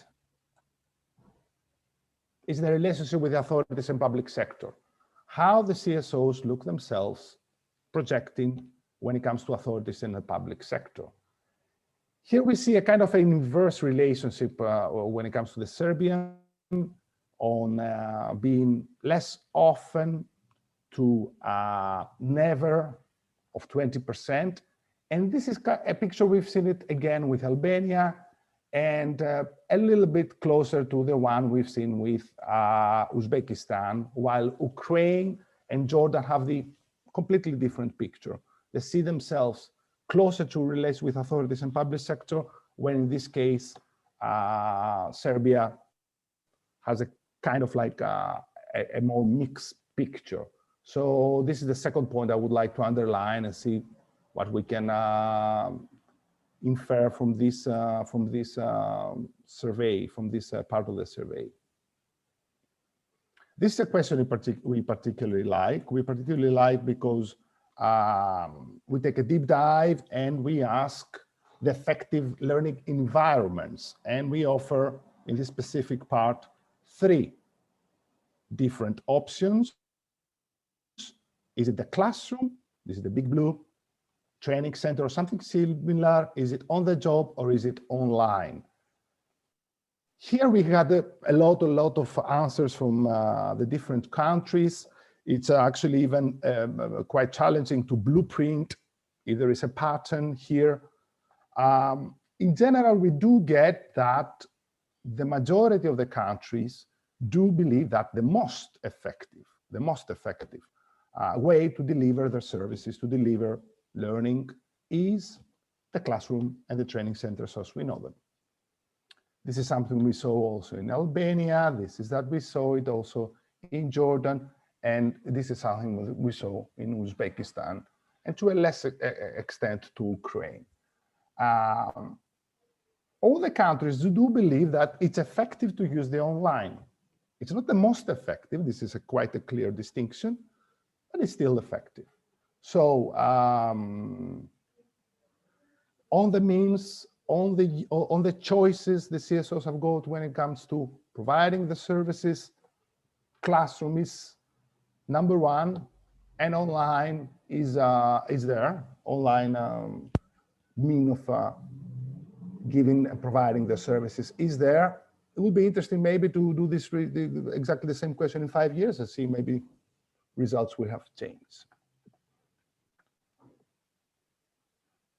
Continue with the most COVID questions. Not a very nice thing to say, COVID questions. So, during the pandemic, did you change beneficiaries? A clear way of demonstrating from the Serbian CSOs, we saw that 93 said no, but 7% said yes. Is this picture comparable with the other countries? Again, we had a mixture. Many of them said, yes, we changed beneficiaries, but there's also a qualitative item there. How many? Was it a little? This, we can see it from the second, I think. We should see it in conjunction with the second question we have. Did you learn lessons? Here's the picture is pretty homogeneous, I think, with all between all countries, with some qualitative differences. Yes, 87% of the Serbian CSOs said yes, we had short-term lessons learned. We believe it was a period that we learned things. As I said, the percentages are pretty much the same for the other countries as an overall view. Continue with another area of our survey.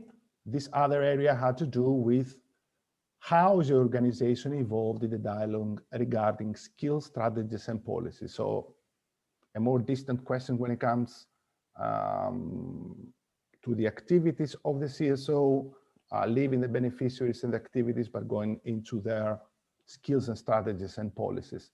Well, this is a picture that we have seen also, I believe, quite closer to Albania, and it has a couple of ways, different ways we can interpret it. What we actually see is that a good 80% of the Serbian CSOs say, yes, I'm here, I regularly participate or occasionally participate into these policy dialogues and strategies, or the remaining 20%, but I would like to. I'm not part of this dialogue yet, but I would like to be. What is the difference with the other countries? That in three countries, namely Jordan, Ukraine, and Uzbekistan, we've seen there is a percentage that they don't care. They don't want to participate in this strategy. So this strategy dialogue. So this is a good comparison and contrasting point. Qualitatively, the results are pretty close to the Albanian one, but don't forget this is a qualitative survey, so we are looking at some major trends, not at exact percentages. Continuing in two questions that we believe that it's nice to compare and contrast them. In general, it's the questions on the advantage of good organization. So we're looking at the CSO's advantage in the different countries into two angles, into two pillars, when it comes to providing independent advice to shape human capital development policies. That is on the left-hand side of the slide. And on the right-hand side of the slide, we ask them to provide innovative advice. So what do we get? The independent advice versus the innovative advice. Well, pretty, let's call them equal distribution, more or less, when it comes to the independent advice on the left side and the Serbian CSOs. Quite comparable with Jordan, quite comparable with the results we got for Ukraine, different a bit picture from Albania and Uzbekistan. So we see that many CSOs look at it as an advantage. Most of them, quite a few of them look at it as a major advantage. Well, another 40% says no, but my independent advice is not an advantage really. But we see a stronger stronger replies, almost 53%, when it comes to their innovative advice. So they believe their advice is innovative. They're bringing something to the policy strand, to the policy cycle.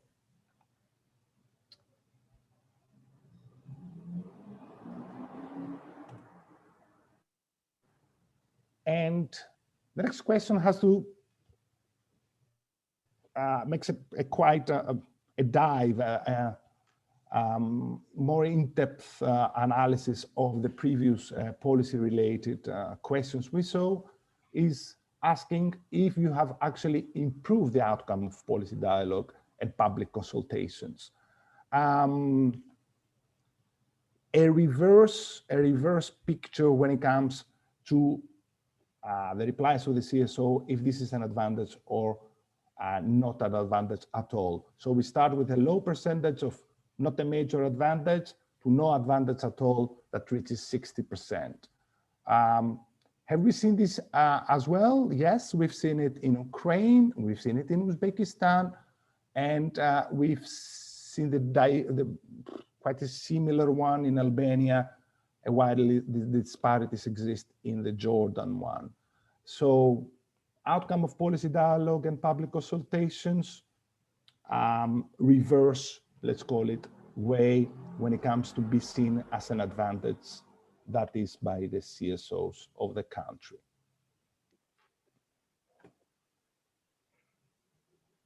General but specific as well question. Do you believe that you support effectiveness of education, training, and other learning processes? If we get together the majority, the major advantage with the advantage answers of the CSOs in Serbia, we reach above 80%. This is more or less is what we see in the other countries, maybe with a tendency being seen a little bit more on the major side as an advantage. So effectiveness is there, support is there when it comes to the big area of education, training, and learning processes, pretty much in all the countries examined.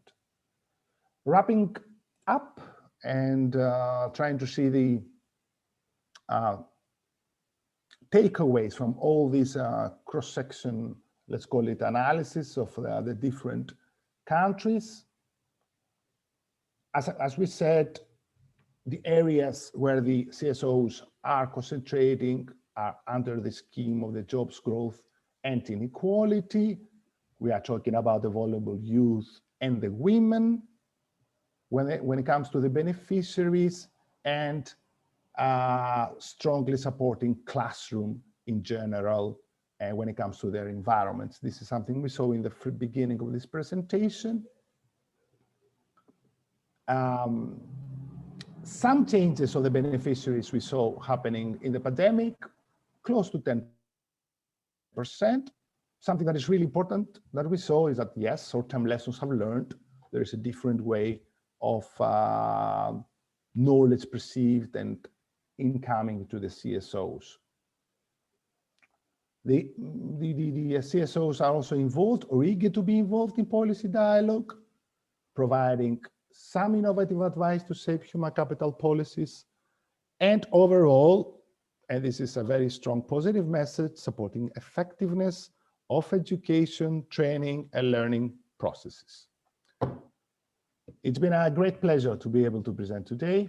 Hope you have some questions, some answers to be able to continue our nice dialogue we started earlier. Thank you. Thank you very much, Stelios, for presenting this this picture of how Serbia is positioned compared to other countries. So I'm inviting now for any comments or questions on this presentation. Maybe any reactions on contrasts that you may have noticed of Serbia compared to other countries. Please, if you wish to speak, you can just raise your hands or comment in the chat.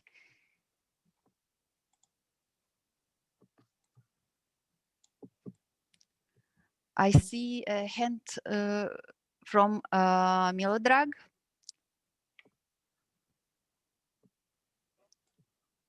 No, sorry, I didn't raise my hand, or I made It was an some... old one. Maybe old one. Okay, it was an old one.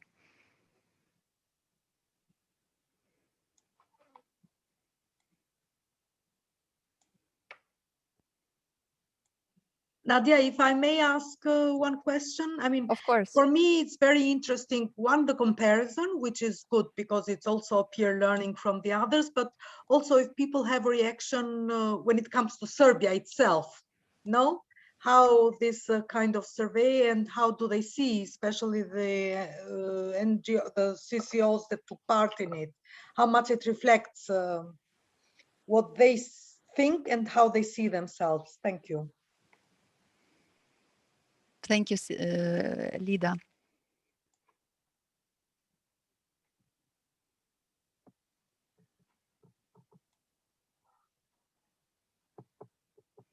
Actually, can I ask a question to our expert, Alexandra, if you may, please, since you took a big dive into the survey.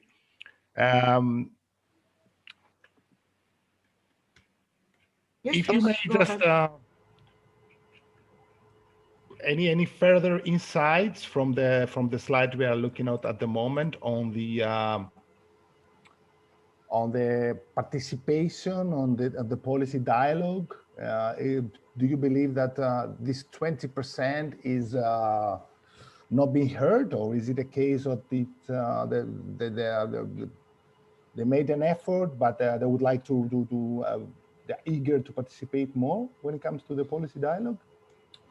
I think it is a reflection of a reality in which there is a willingness to take part, to influence, to you know, be more involved in the policy dialogue, but then also on the other side, not really believing that this is possible given the current formal procedures and given the current willingness to you know, pursue any comments from the civil society. I find it, of course, it's not approved, but for example, one of the participants, I think from Ana and Vlade Foundation, she also mentioned that there hasn't been any possibility to take part in the discussions regarding this action plan.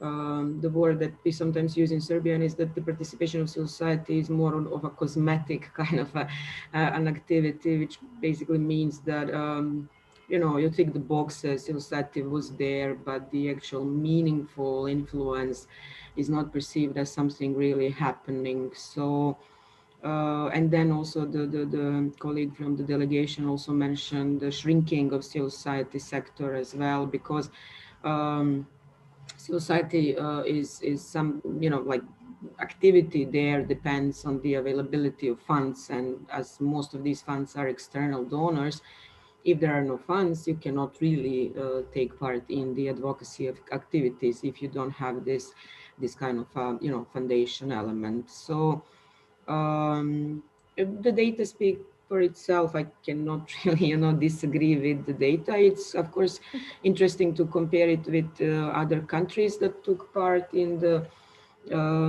survey. And of course, situation in these countries is in some of them rather similar to Serbia, in some of them very, very different. But yeah, it is a reflection of reality, which for me means that even though, of course, the law on planning is in place, and even though consultation with civil society are taking place, there is really vast room to improve this process so that people do exercise their right to be heard, you know, in the development as well as in any other area of life. And it doesn't really mean that only civil society organizations should take part in these consultations, but also those that these strategies are meant for, including the unemployed and long-term unemployed and the vulnerable and so on. And that this consultation process is something that still should be shaped further to respond to the purpose of it. That's how I read this particular slide that you presented. Very interesting. You know. No, very interesting. Really quickly for my intellectual also understanding, let me just try to find, yes,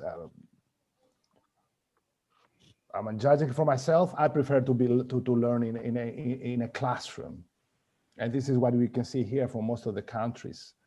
Do you believe that we see a picture of a transition period for education in general and specific CSOs providing education?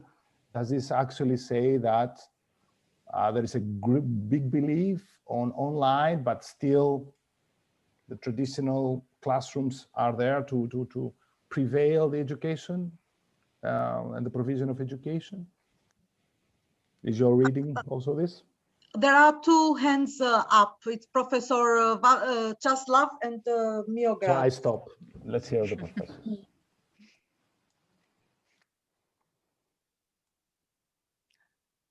So Professor Czaslaw Mitrovic, please go ahead.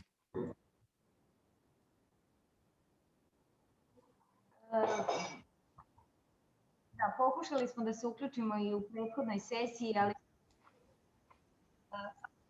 session, and this subject is very relevant and is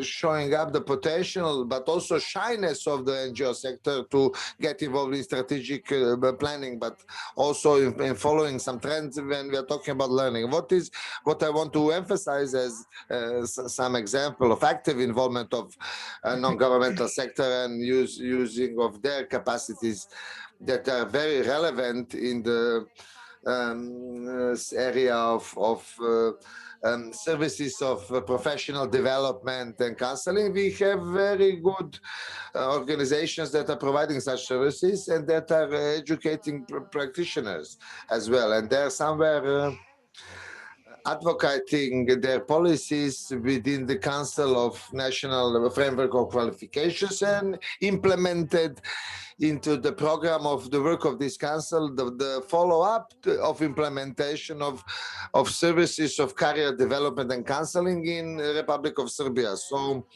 we were jointly did several surveys that pointed out to activities of different providers of services in this sector, and actually there we notice strong potential of NGO sector that in perspective of lifelong learning can get involved more intensively also on the level of system in creating policies and monitoring the implementation of the policies themselves. What is opening as a subject itself in the context of lifelong learning is pointing out to the connection with the process of learning itself is the implementation of the procedure of previous learning recognition that through the IPAS 14 project was implemented in the policies of education, but also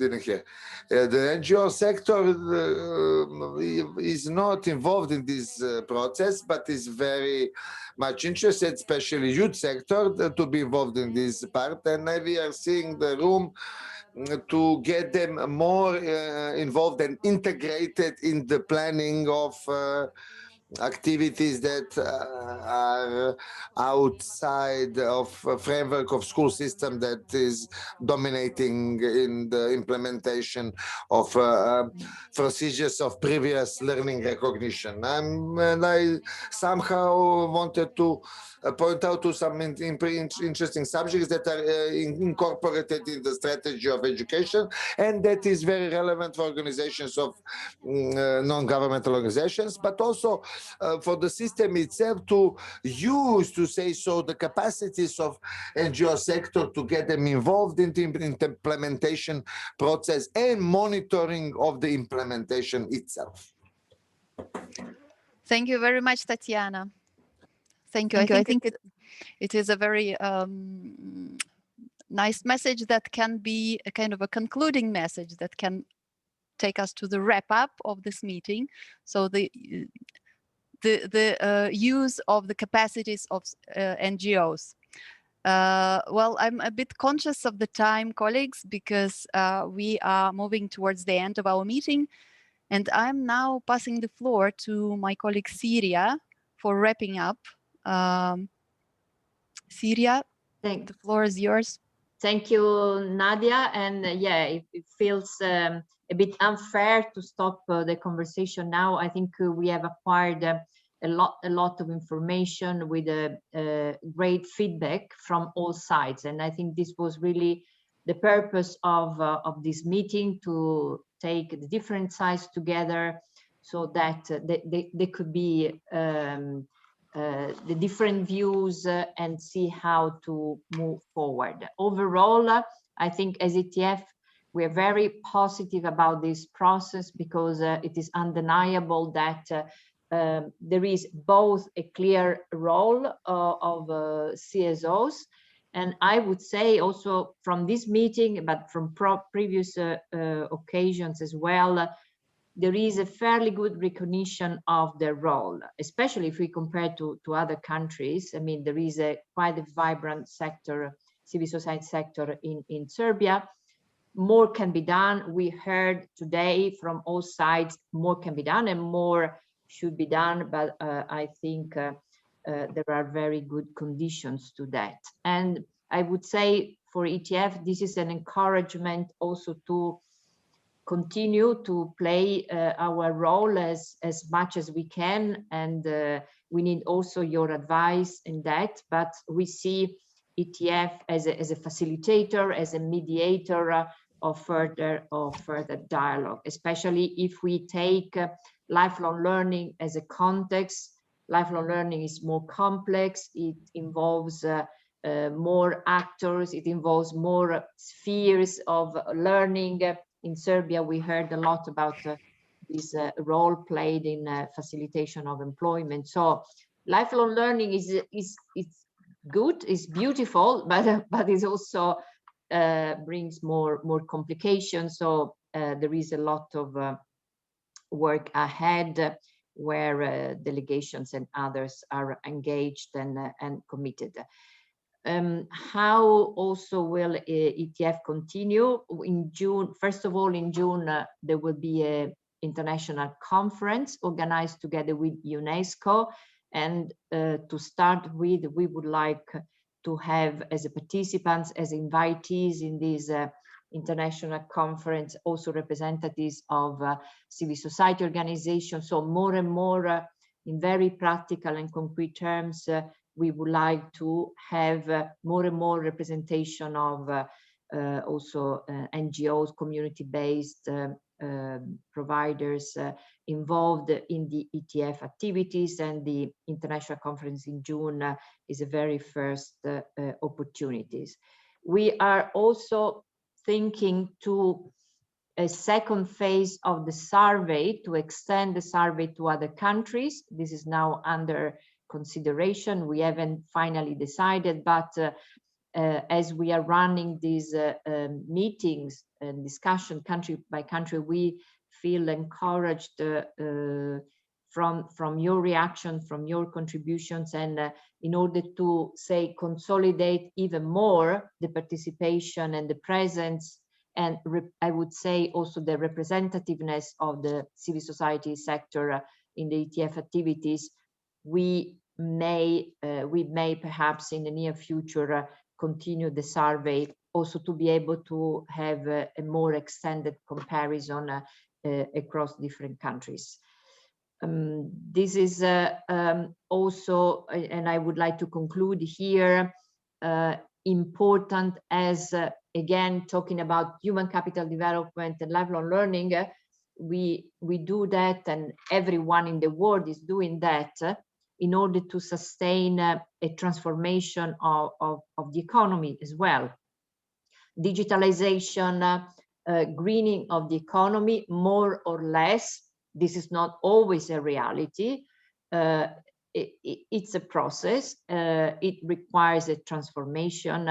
And I think we are convinced that it is really the right moment to involve all the voices and all the actors engaged in human capital development to support these big transformations, which will not happen spontaneously. We have to help the transformation, and in terms of creating awareness, also creating, I mean, this transformation towards a green economy, digital economy. I think many of you, including Tatiana, for example, mentioned that it requires both technical competencies, but also non-technical competence, transversal key competence, new sense of entrepreneurship, because the economic fabrics, it will change. There is this large transformation. So in that sense, everybody has really a strong role to play. And with that, I mean, we see and we are encouraged also from the fact, from the last point made by Stelios, that CSOs in your countries, they see and you see yourselves as contributing innovative advice to bring in a new perspective, maybe new information, because you are so close to the local situation. Your strength is also being localized, operating at local level. So you are able to bring this innovative point of view and innovative advice to the policy dialogue. So with that, Nadia, back to you. I would like to thank each and every one, but I think you can do that on the entire ETF team behalf. So back to you. Yes, absolutely. On behalf of the ETF, thank you very much for your participation. Thank you very much to all CSOs who took part in the survey. And thank you to all who have taken part today. Thanks for this very active engagement, discussions. Thank you also to the European Union delegation in Serbia. I would also like to thank the ETF team, the organizers of this meeting, and of course the interpreters. Thank you very much for a great job. I'm also reminding all the participants that you will get a feedback form after this event, where you will be asked for your opinion, your feedback on the meeting. And at this point, we are saying goodbye, stay healthy and stay safe, and see you next time. Thank you. Bye-bye. Thank you to everybody. Thank you. Thank you. Bye. Take care. Thank Bye you. bye. Thank you, Bye. Lida, also my colleagues and all. Finally, Mirjana, I see you. Finally. Thank you, Tatiana, Mirjana, Irena, and all participants.